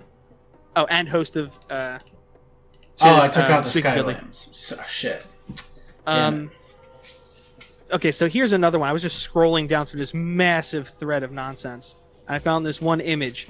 You know how the people like this, they like to say that anything featuring Nazi symbols is itself racist or Nazi? Well, she tweets this article out. Another great source that I read some time back and had forgotten about. This is a parent's true story. I don't know who they are, though. I don't know who they are, though? Okay, well, let's click on it. It's a good true story. The Washingtonian. What? What is the Washingtonian? What is this? It seems to be a blog page. Yeah, no, it's definitely a blog page. Because it's all it's one page that's all broken up into multiple segments. Oh my lord. Yeah, it's multiple stories that are all broken up because they're different stories. It's an anonymous story. It's written anonymously on a random blog page. So how do you know it's a parent's true story, first of all? Secondly, my husband here's the caption of an image that's here, right? My husband and I poured everything we had into nurturing our empathetic child. Then at the age of 13, he became infatuated with the alt-right. Then the first sentence is, when my son Sam, who at the time was 14, asked me to take him to the mother of all rallies on the mall in September 2017. So it's not even, I have no idea how to read this. The mother of all rallies. Well, no, but here's the thing. The mother of all rallies is a Trump event. Oh my god. This wasn't even this is clearly a very just biased. This is just biased because it's a pro-Trump event doesn't mean it's the mother of all rallies. No. Moron. That was Charlottesville. It was as if my son asked me to go see Hitler in person. I was broken when I discovered that my son didn't want to identify with his parents. I raised them so pure. I told them every day to check their privilege when it went wrong. What went wrong, Jake? We were so good. Here's the thing. My point is, I don't know if this story is true or not. It's written by Anonymous, and there's a bunch of issues with the article right off the bat as I'm reading it. I think I've already stated. There's a bunch of nonsense in the article, and this is a woman that is a writer, an editor, and media critic who is tweeting this out as a fantastic true story that's a perfect example of how media turns people into the alt-right. But the funny thing is, the article that she tweeted out, it's not an article, it's just a random blog post by Anonymous. And since it's such a great example of online social media and video games and things like that turning kids into Nazis, you would expect there to be something in the article about that, right? Like a parent, blank, a name. But there's no mention that I'm seeing here of social media whatsoever. So, I'll have to dig into this a little bit more later, but as of right now, as I'm glossing through this, I don't see anything about social media or anything she claims that the article would, back up. So, I think we're at a point this person has zero credibility, but guess what? They have a check mark. I think we're at a point in our lives where if you have the word editor, writer, blogger, loving, educational mother, spiritual, teaching children or teaching parents of children, like, you're discredited. Like, yeah. I would be ashamed to tell somebody that my job is that I'm an editor for, like, family blogging. I would be ashamed. I really want to be like a cook. I like cooking things. I want to make cooking videos. But when I have kids, you'll never hear about them. You'll never hear me be like, I love teaching the proper ways to feed children. You'll never. I deserve to be shamed. These people need shame in their lives. They need to be told shame.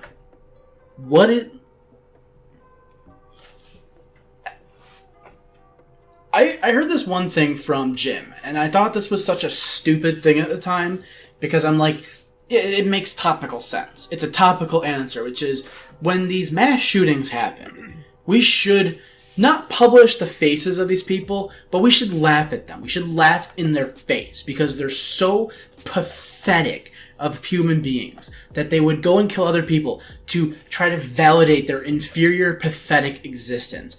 Why do we do this for mothers? Why do we do this for writers who have opinions that they say should mandate how you live your life? Shame them. You need shame in your life. You need somebody to sit there and be like, you deserve shame. And you know what another thing is on top of that?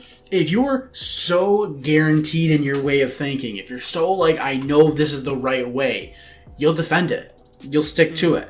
You'll try to prove somebody wrong. You'll try to say, it's like, no. But it's like that Flat Earth documentary of that dumbass who actually does like the light test to see if the Earth is round or flat, and just being like, that's weird. Well, the Earth is still flat. No. You need shame. People need to call you at your job and laugh at you. People need to like throw newspapers and go, Tom McGahee's a dumb fuck who still believes the Earth is flat. Betsy's an anti-vaxxer mom. Shame them. There's no greater cultural, societal way to infect people with getting their bad beliefs out than shame. Now, granted, I do have to give that caveat of like, yeah, shame's not always the best way. Look at the gays. Look at the black suit history. I'm like, they were shamed for existing. But, like, there's gotta be a line. We're not allowed to shame people. Is shame gonna be shamed now? Yeah, like, you can't tell people how to parent their kids, but if they're blaming video games for the fact that the kid won't stop playing video games rather than themselves for allowing their kid to non-stop play video games. I'm gonna go a step further. Exactly.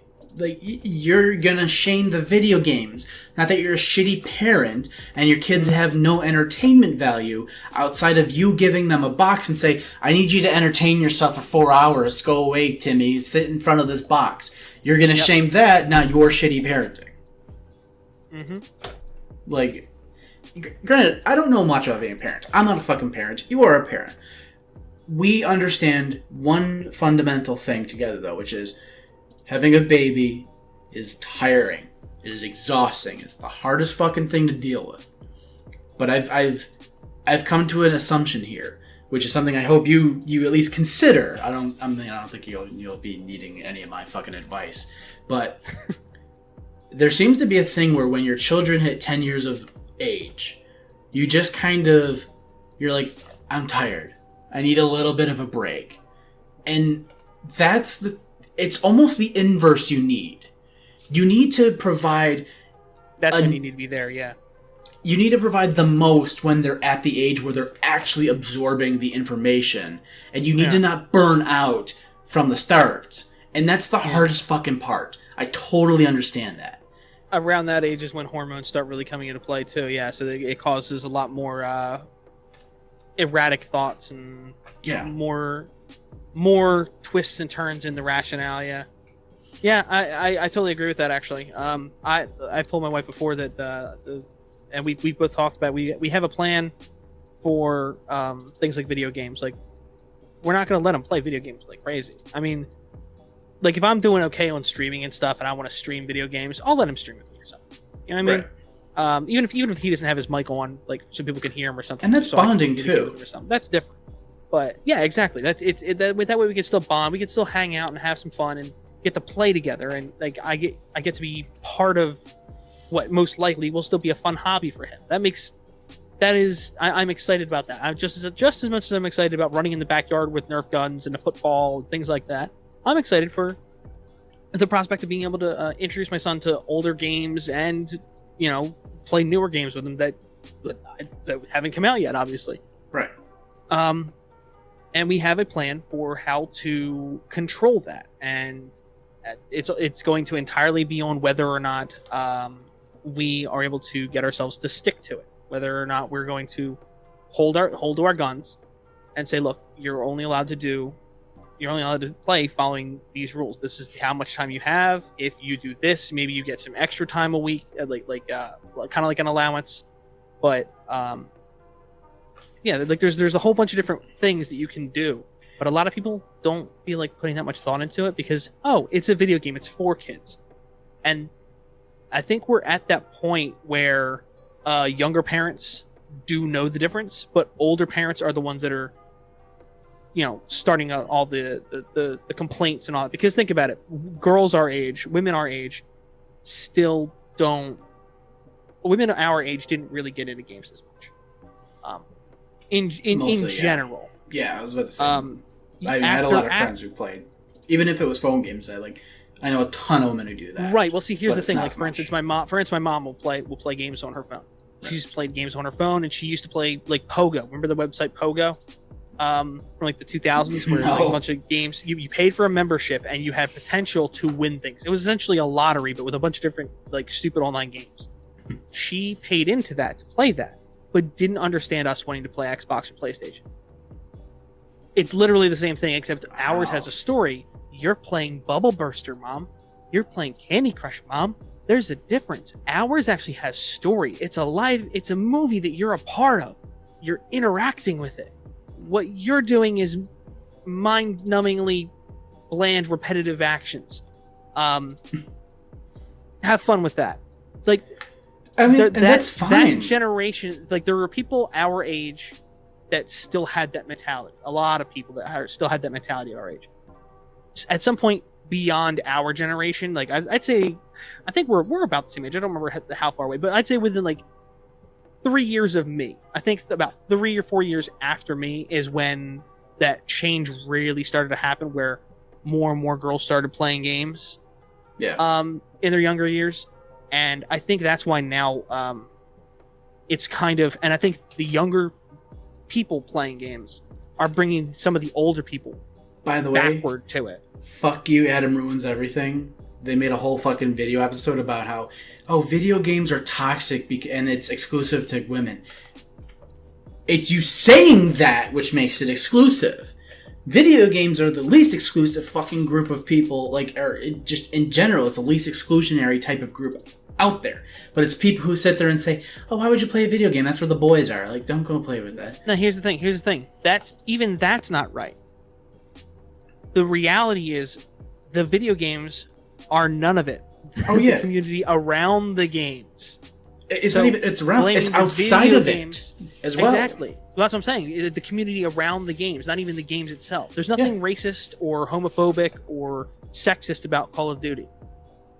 But the people playing it, they might be bringing that in there through their voice chat or something, but that's entirely different than the game influencing. Yeah. And it's hard for the game. It's not so hard now, I guess. They've gotten better at being able to like censor things, I guess. Because I've heard that there's some censorship involved now with they need to stop PlayStation that. and Xbox and all that. But they've gotten better at because of the like, for instance, like the Xbox 360 and stuff, right? When all that kind of talk started, like this horrible stuff is happening during like the Xbox 360 time, because that's when online gameplay became like easily accessible to a lot of people for a fairly reasonable price. So that's when it became big news, like, hey, everybody's being really toxic. I'd actually argue that it's kind of gone down a bit. Like, in terms of the number of people that are saying messed up stuff, I think it's gone down. because they know they're being listened to, and they know more people are streaming, and they can get caught and banned and things like that. Yeah. Going off of that, and the general, and not only that, the general culture, I'd say, that a lot of kids have now, where there's a lot more social awareness about all that stuff, right? So there's a lot more kids that are just naturally less into that edgy jokes and all that stuff that used to be so common. So I'd actually argue that it's not as bad now as it used to be. The only difference is that now you have people that like push the envelope because they know it pushes so many buttons. So the smaller group of people that still do that kind of messed up stuff, a lot of them will say more messed up stuff than they used to, but there's less people doing. And again, it's not the game doing it, it's the people that play the game. It's not the game. It'll never be the game's fault. No. Well, I mean, it will rarely be the video game's fault. Because, I mean, there are some people that play. Like Hatred. Remember Hatred? No. Remember Hatred? Well, I remember Hatred. You don't remember Hatred? No, I remember Hatred, but I'm saying is like I wouldn't even blame Hatred. Hatred is nothing. Hatred is a top-down shooter game where you go and kill people. It's trying to make a message, yeah, but at the end of the day, do you sit there and walk away from the game? It was the intended development of this game for you to sit there, play it, and then think to yourself, I have to go murder a bunch of people. No, it's not. That's not the intended use of the game. I didn't mean that as a literal example of. But it was a button a game that was. I was trying to think. Yeah, exactly. That's what I'm saying. It's like it was a button push. 'Cause, like there was like what was that game? There was the game last year where I would actually. I mean, it wasn't like intended to actually influence people to go do anything. But the rape game that somebody was working on. Remember that? Oh yeah, remember that story? I heard about it. I don't know what it was called. Yeah, it was some. I can't remember exactly what it was, but it was essentially like a rape simulator. Right. That game was clearly made with the intention of antagonists. That in that situation, that game would fit that mentality that they have of the game itself being a problem. Now, see, but even then, it's like it's one of those situations where the counter argument is that okay, well, if you give people an outlet here to do it in an imaginary world, maybe it deters them from doing it in real life. But then you also have the other end of the spectrum, which is like, oh well, maybe that was the fucking spark in their brain that they needed to do something like that. But at the end of the day, they make the game and they say, "Here's a game." Like, let me put it this way. A riot is causing a riot is a crime because we have such a primal urge of like there's a group of people and we all agree, yeah, go riot and break windows and smash up stores. Like that's a crime. To make a game where you sit in the privacy of your own home and play is not a crime because it doesn't have that level of influence on almost everyone. Whereas something like if you heard about like the 2K and the gambling thing with the casinos, like there's very proven evidence that like gambling addiction can be manifested by causing that early desire. So you get the kids hooked on the tobacco early and they carry it over to like adulthood. But I'm like, to sit there and say, it's been proven that violent tendencies can decrease violent video games decrease violent tendencies. To have competitive games allows for outlets. It decreases anxiety in some people. Like it's a really good psychological benefit. But at the end of the day, these things were never intended for that. It's just like we made this game because we thought it was a media that people would enjoy consuming. It almost never is an incitement. Almost never. I think things like the gambling element is an incitement. We're inciting you to try to gamble as soon as possible. So I mean, that's not intentional. They're not intent. Like for example, Rockstar didn't put the casino in GTA thinking, "Hey, let's get kids to learn to gamble now so they can go out and gamble when they grow up, right, in the real world." So I mean, that is a mature game too. On top of that, well, yeah, but so was like Hatred in the Repo. I'm just saying that like I feel like we're not applying the concept evenly here, but I get what you're saying. I will agree there is not necessarily quite the evenness, but even still, for the Rockstar example, I have a problem with them putting that casino in there regardless. It makes sense to the tone of the game, but I don't agree with it because there's so many fucking children who play that game. Well, here's the funny thing though. I actually did play it, and there was nothing interesting. Like there was no reason I would imagine a kid sitting there and spending a whole bunch of, in-game currency on playing these digital slots, because they were boring looking slots. They weren't even interesting slots. The odds of you winning anything are insanely low, and the in-game currency you're using, it wasn't that much really. Well, they only do that to devalue the currency. I'm sorry? They only do that to devalue the in-game currency. So, if you have $10 billion on every character, you have to find a way to take it away from people. I understand that, but I think what I'm getting at here is it's a mature-rated game, so it's for adults, right? You can argue that kids aren't even supposed to be able to play it, because their parents actually have to go and buy the game and give them permission to play it, or they have to find a workaround around getting their permission to get a hold of the game. Secondly, on top of that, like I said, the intent of that DLC seems to be almost entirely in the online character building part, where you're just like when you start your biker gang and all that stuff. The whole point of it was to be able to add the casino. Can you imagine how annoyed people would have been if they added the fact that you could own or be a major influence in a casino into the game and had this whole element, but you couldn't actually go in and play any casino games? Can you imagine how stupid that would be? I mean, didn't they do that for the original story, kind of? Like, I thought there were multiple missions in the game where you robbed casinos, and that was kind of a huge thing. But in GTA Online, you become a head of biker gangs. They become my understanding from what I've heard is you can actually become the owner of the casino, or get a penthouse in the casino and stuff like that. So the idea was to give you an aspect, an idea of that culture, right? Of the high roller in a casino, because by this point in the game, a lot of people have a ton of that currency, and they don't even need to buy more in-game currency. If they want to buy more to get up there because they're a new player coming in now, okay, then they can do that. But it didn't, from my experience, given that I didn't have much money when I started playing with Doplex and some guys a few weeks ago, there wasn't really that much cost going into it, and it felt it was honestly more fun getting your character drunk at the bar and stumbling around the casino. And given that context, you could make the same argument that the game is trying to influence people to start drinking young and stumble around casinos, rather than, hey, when you're young, get used to gambling so you can go to a casino and lose all your money.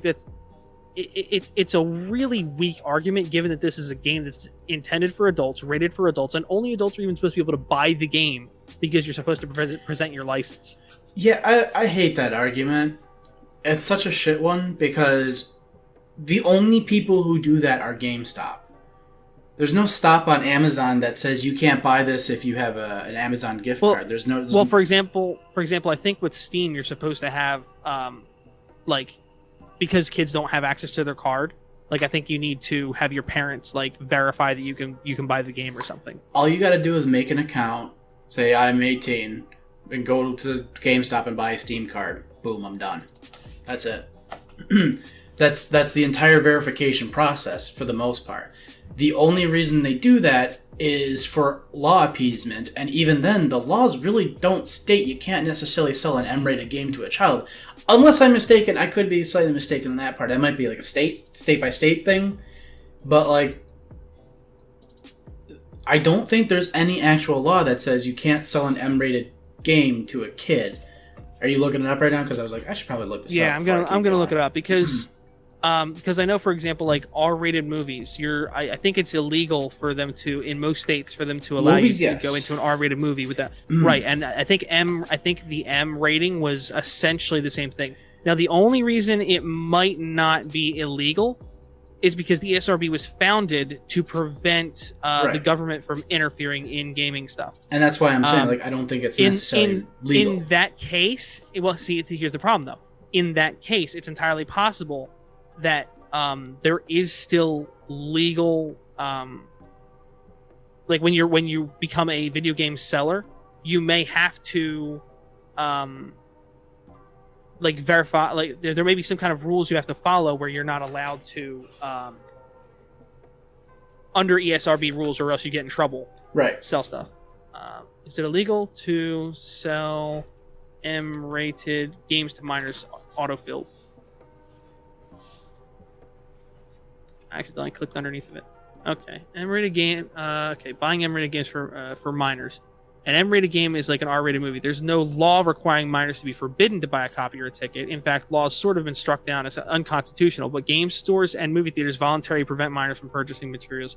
Okay, see, I've heard before that it is illegal in New Jersey to buy it may be a state-to-state thing. 7. It's not like a federal law or anything. Maybe there's like no that. federal, yeah. And that definitely is a reason that I kind of say that is because I'm like, a parent isn't looking at that rating and saying, oh, this is an R-rated movie. Because here's the difference. When I take my kid to go see an R-rated movie, I'm like, they may be exposed to blood, sex, violence, drugs. Like there's elements they're exposed to, right?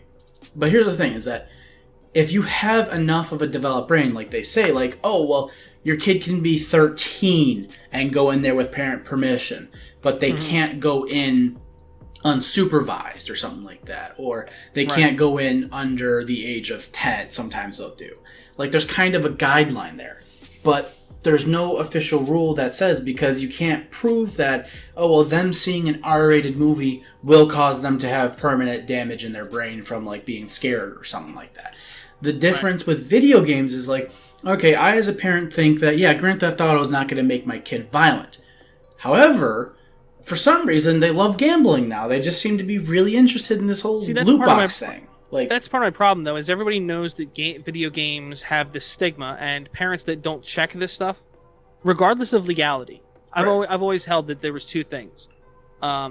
Whatever legal issues there are, which I guess there are less than I was under the impression. I remember even looking it up at one point.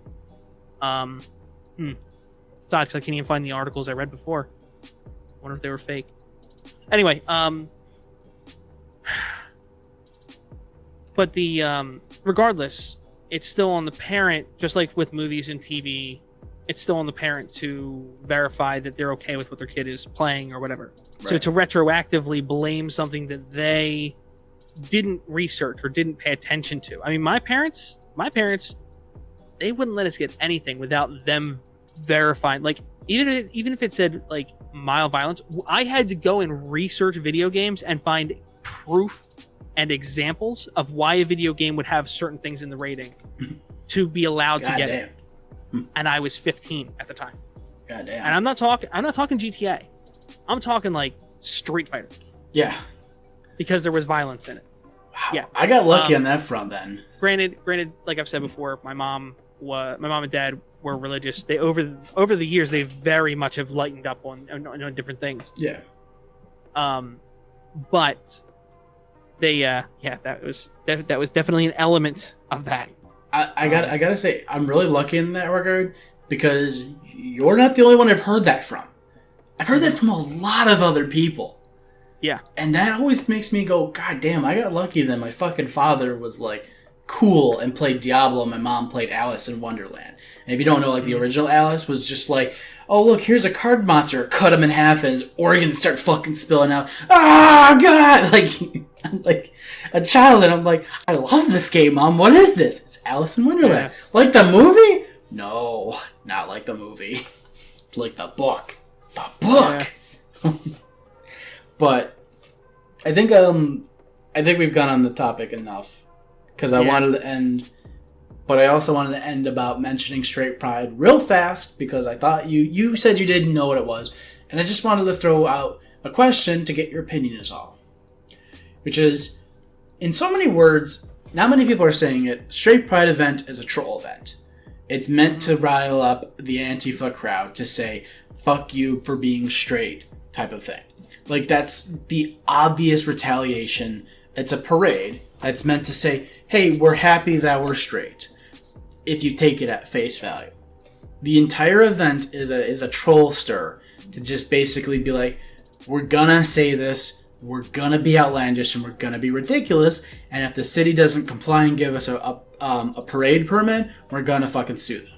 So the city went, okay, well, following all the rules, you meet the criteria that the day and the time is free, yes, you can have your parade.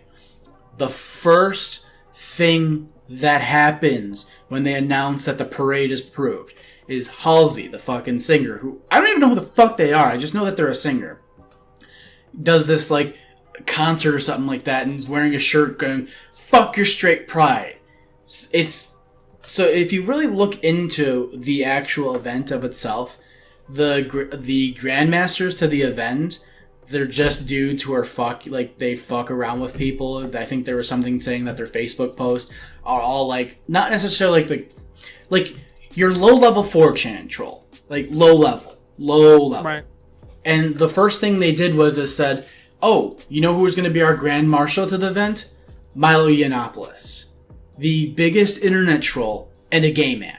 We're going to have a gay man lead our straight pride parade." Like, it's basically an event that's like, I don't know if you ever heard about it. It's when Texas held a Draw Muhammad contest. It's the most obvious bait you could ever have on this planet, and people still went for it. Right. And I think it's funny. That's all I'm gonna say. But my question really just is, what is your opinion on the concept of being able to be proud of being straight? Because here's the thing. You immediately get labeled certain things when you say, "I'm proud to be white." There's a pretty big label there. But here's the thing is like, not necessarily can you not celebrate that you love your significant other, but more so, is it okay to celebrate that publicly? Because in American culture, we have this thing where it's like we express in TV and media how much like love is like the best thing in the world and you should always express it.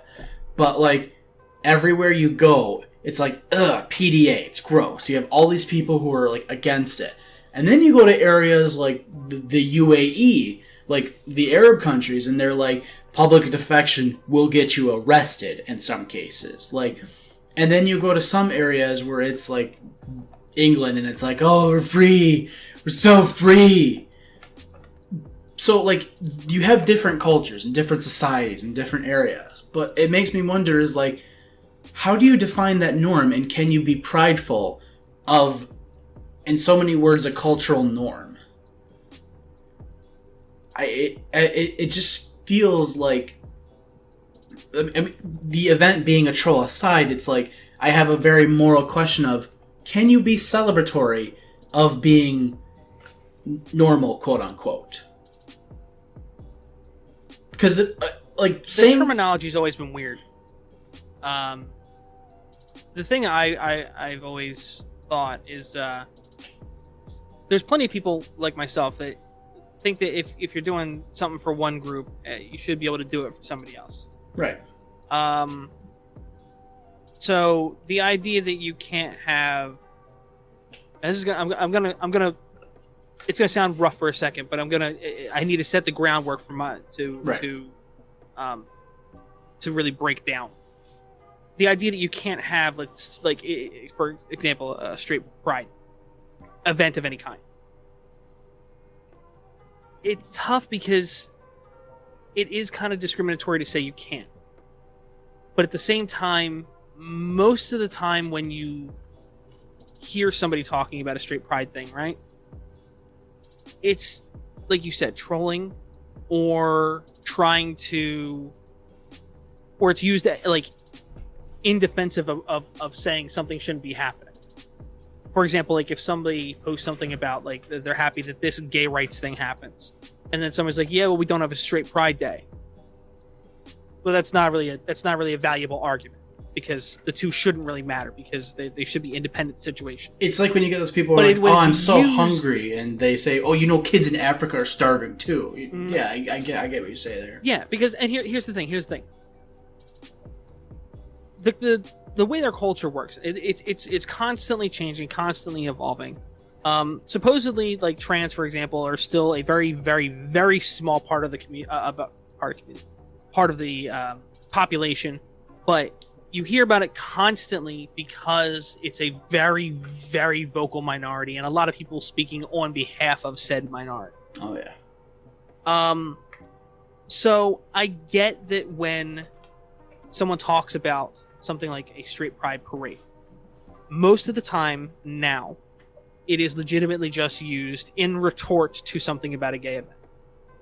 If it was legitimately just interest in expressing, like if it was all right, probably a dumb example because there's plenty of people that aren't. But for example, if straight pride parade was like happily married couples and their kids parading down the street, we're a happy couple walking, like it would be cringy, it'd be weird. But if that was the intent, just to like express their happiness together as a group of people, and that was that, like, it wouldn't be worded straight pride because it'd be like that. In that case, it's, you know, a bunch of married people, like family pride with their kids. Yeah, exactly. It'd be something like that. But like, I think a lot of it has to do with the context that has been associated with it, because it was, I don't know what the origin of that was. I don't know if it was originally just trolling, it was, or if it was a legitimate argument, because I've heard plenty of people actually say that they don't understand why we don't have something like that. I mean, I personally don't think anybody would really go to it unless they were legitimately probably, you know, I mean, just you having a certain number of people that will just go to any event, but unless you were actually like homophobic or something, I really doubt you would go there unless you have serious FOMO. But I think the idea of having pride in your sexuality or whatever, it you always should. I get, like, if you're true Geordie, why you might not feel so proud of your sexual preferences or whatever. But at the same time, nobody wants to, not afterwards anyway. It's not necessarily a matter of is the concept of straight pride homophobic, if you ask me. It's the context that almost always surrounds it, of being used in retort to something having to do with being gay, trans, etc. So I think, yes, you can have straight pride or whatever because you can be proud to be what you are, but it's not necessary. That doesn't mean that it's not like being proud to be straight is the same as being homophobic, right? Which is what usually when you use the straight pride thing is associated with straight people that are homophobic. So because that's how it's usually used, is in defense of something. I think it's actually interesting you bring that up, because in a weird way, that wasn't necessarily the question I asked you. I know that's really weird. It doesn't make sense because maybe I misunderstood the way you worded it. No. It was a little bit long, and you were right. You like, let me put it this way: like, you answered it correctly to the question, but it still didn't necessarily mean the question, which was you're saying, like, a good part of what you're saying is that it's usually in the context. The context deems that you can, yes, be proud of whatever you are in the contextual sense. And I'm almost asking you that exact question, but I'm saying, strip away that context. Should you be proud of being a majority? That little key part there. Should you be proud of being the majority? Well, that's the little asterisk there that I was kind of like, that's what makes this whole straight pride parade. If you were to actually say, hey, we're having a straight pride parade, like you said, because we're proud to be straight, for whatever example, or in my case, bi, like, whatever, like, you can be proud to do that. That one's tricky. Given in that regard, it's a little trickier. And here's what my argument comes to, and this is an important one, because normalcy is defined by what is the majority in most cases. Not always. Like, you know, normalcy is essentially equivalent to standard. Right. But here's the thing. To celebrate you being normal, almost to a certain extent, you almost can't inherently say that unless you're putting others down as a means to say, yay, we're not the other. And that's kind of where this weird contextual thing makes the straight pride parade, where I would agree with you 100%. Right. But it's that last little asterisk where it's like, can you be majority proud because we're not the other? Here's the thing I think is part of the problem is the way my analytical mind works. I overthink things. So when you're saying that, I realize you're talking about a specific, like, in regards to this, but when I think about the idea of, are you allowed to be, is it okay to believe, you're proud to be the majority? How many people are proud to be Lakers fans and know that that's the majority of NBA fans? How many people are fans of Star Wars and know that the majority of fans are fans of the original trilogy or whatever? Like, it's another one of those things where I don't think there's a flat yes or no in the general sense of the question, but regarding this specific topic, I don't know. Interesting. I mean, because you are taking out bias. That's the thing. Is if you're just talking about being proud of being the majority, it doesn't necessarily, again, being proud of you being part of something doesn't mean you are putting down something else. It just means that you are proud of what you are. It doesn't necessarily equivalate to the opposite, hating something else. So it's tricky, but I think I'm leaning more towards you can't in this specific situation, but it is very much more nuanced than a yes or no situation, I think. Oh, yeah. You said something there, which I'm like, I think that gives you that. I think that actually you made two answers there, which was, you said, like, the Lakers example, the majority of NBA thing. I think it would come down to, what is your environment? Like, oh, I was raised as a Buffalo Bills fan, so I'm inclined to like Buffalo Bills. Mm-hmm. Sexual preference is kind of not necessarily something that's why I was saying, because, like, the way you worded it was the majority, like, specifically the whole idea of, is it okay to feel that you're part of the majority? That's why I was like, that's why I wanted to clarify, like, it's just how my mind works. It goes to multiple things rather than just the one specific thing. Well, I thought that was interesting. I'm like, no, they definitely gave it a better perspective even to me. I'm like, I think that makes it much more defined into, can pride be allocated, is even more narrowing down the question even harder now, is, can pride be allocated to something of which is a predetermined genetic or, like, mental factor that you become throughout your life? Can you be proud to say, I don't have Alzheimer's? Like, that's what's interesting about that, is that if we're going just based off of pure determining genetic type of factor or mental genetics, like, can you have pride in that? Do you essentially say, I'm better in that sense? Is that pride? Actually, regarding the Alzheimer's reference, though, for instance, how many people come down with breast cancer? And the majority of people overcome breast cancer. But it is perfectly fine for you to be proud to be part of the majority of people that does overcome breast cancer.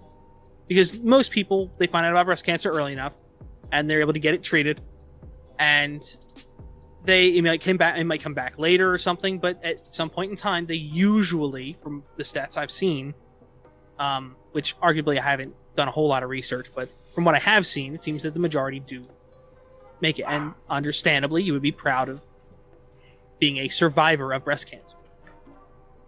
I want to see how deep we could take this, but not now. Like that's why I hate when people try and boil these things down to such a simple yes or no, or hate or no hate or whatever, because, like, it's so much more nuanced than people really want to think about. I think we should boil this one down a little more later on, because I like that added 5 more layers that I'm like, oh, can you be proud to have developed a cancer, which most people in their lifetimes will at some point have cancer in their family, in their lineage of some capacity, overcome it, and then be proud of it? Like, you could probably go deeper. Like, oh, I have a family disposition to be addicted to drugs. can I be proud that I didn't succumb to that addiction? Which actually my family does have like a predisposed like alcoholism trait. So it's like, can I be proud of the fact that I don't have that trait or I'm overcoming that? Here's another interesting thought, actually. Again, not off topic. Actually, we'll go with actually the same thing, pride, right? But we'll flip it on the other end, right? The idea is that everything is becoming more progressive. Things are more accepted. Homosexuality and all these different sexualities and everything. It's becoming more and more accepted, right? Sooner or later, ideally, provided there's no gay Hitler that shows up to try and do what Hitler did to Jews, but to the gay people instead. Guilty. As long as there's nothing like that, things realistically should become more of an even playing field. Wherever depending where you're at, things may be more balanced. Where I'm at, I don't see a whole lot of unbalance between men and women and gays and everything. But at some point in time, it will no longer be about are you facing constant persecution, which is generally the accepted reason that pride is the term that's used today. But what happens when you get to that point where that no longer applies? Because then you're not persecuted. So does the pride term in that sense, if you want to go by it's the persecution that makes it valuable to be proud and not necessarily just being accepting of who you are, at some point in time does it begin to actually flip? Because there's actually one of my favorite movies, as much as people might want to hate me for it, Pop Star. Love Pop Star. There's a scene in there where the main character, Andy Samberg's character, they have this whole music video where he's like supporting gay rights. But the whole joke of the song is he wants to support gay rights, but he doesn't want people to think he's gay. So he spends half the song saying, "I'm not gay, I'm not gay, I'm not gay, I'm not gay," as part of the lyrics. Not gay is actually from the song. If you haven't seen it, you'll love it. I swear, it's so funny. I'll have to watch it. And who is it? I think he's singing with Pink in the song. I was born my way, straight. You were born your way. You're gay. Straight or gay, it's all okay. I'm not gay. It's like, and then they cut to what's the philanthropist rock star from Ireland, Bono. They cut to Bono and he's like, I don't understand it. Like, what is wrong with the guy? Gay marriage was legalized 2 years ago. Why is he singing about it now? So at that point, that's where I was thinking about, like, in the future when you're not dealing with that persecution element, given that that's probably the reason the word pride is used today. Well, what happens with that word? Is it still just owned by that community because that the community feels that they own the word pride, given what was it? There's a couple companies a couple of organizations that have called companies out for using pride before because it is now a gay term, or rather LGBT term, I guess. But that's what I'm wondering. Is I kind of wondering more what happens in the future when it isn't about persecution anymore and it's just about who they are. Is there going to still be an imbalance where you can't be proud? If being gay or trans was to become the majority, would you not be allowed to be proud to be straight anymore? Would you be able to be straight? There's a balance that I don't know if we'll ever find, but I'm very curious to see down the road if the balance starts to do that instead of tilting. All right. One last question before we sign off. Is weed legal where you are? Because why are we not talking while we're stoned right now? I don't think. I know it's not legal for recreation. I don't personally know if I will, even if it becomes recreational. I don't know if I will get into weed or not. I really have to search my feelings a little bit about that, because while I'm not extremely religious or anything, I do still have some beliefs that I've retained in terms of behaviors and things like that I feel I'm better off adhering to. No, I mean, I say for the most part, it's not for everybody. When I was in California, I didn't really enjoy it so much, but I'm not opposed to trying it a few thousand more times. But I keep thinking to myself, I'm like, bro, these are the types of conversations where you sit, you both get in separate sensory deprivation tanks, you both smoke a fuck ton, and you get into the sensory deprivation tanks, and you're like, okay, I have 3 topics, and I'm going to be stuck in this tank for 4 hours, assuming your claustrophobia or whatever like doesn't set in. You sit in a tank for 4 hours while you're blasted out of your mind, and you have that conversation with somebody. And then, after you go and you eat and you get a little sobered up, you go with the other person who was in the sensory deprivation tank with you, the other one, and the both of you drop acid and then go and have a conversation in a not a sensory deprivation room, but like an enclosed space, and you're just like, all right, we're gonna figure out the universe right now. Oh shit, the hallucination has started. That's a podcast. I don't know how long I'd survive doing it, but that's a podcast. Of all the drugs, the hardcore drugs out there in the world, LSD is the only one that I'm like, I really wanted to try. That's the only one that I actually legitimately, I'm like, before I die, I gotta try some LSD. Yeah. But, on that note, we've been talking for so fucking long, which I'm surprised at. And I'm like, this recording better be perfect. But for that part, yeah. You have a new video out. Anybody who is watching it, fucking check it out. All 7 of you. Yeah. Shout out to Bo Blacks. Not that it's going to matter much, but shout out to Bo Blacks for shouting my video out. Jeez. Oh, yeah. That was fucking killer, man. Ah, man. We're going to get those guys on. We're going to fuck with them. I'm going to fuck with them. I want to take these fucking 13-year-old assholes and fuck with them. Not fuck them, but fuck with them. Because they're not veterans, man. I got to get that veteran dick out. We're gonna fuck with them. I'll have some fun with Bo Blacks. On that note, let's wrap up here. And I will not have a new video out for 7 months, so I'll see you then.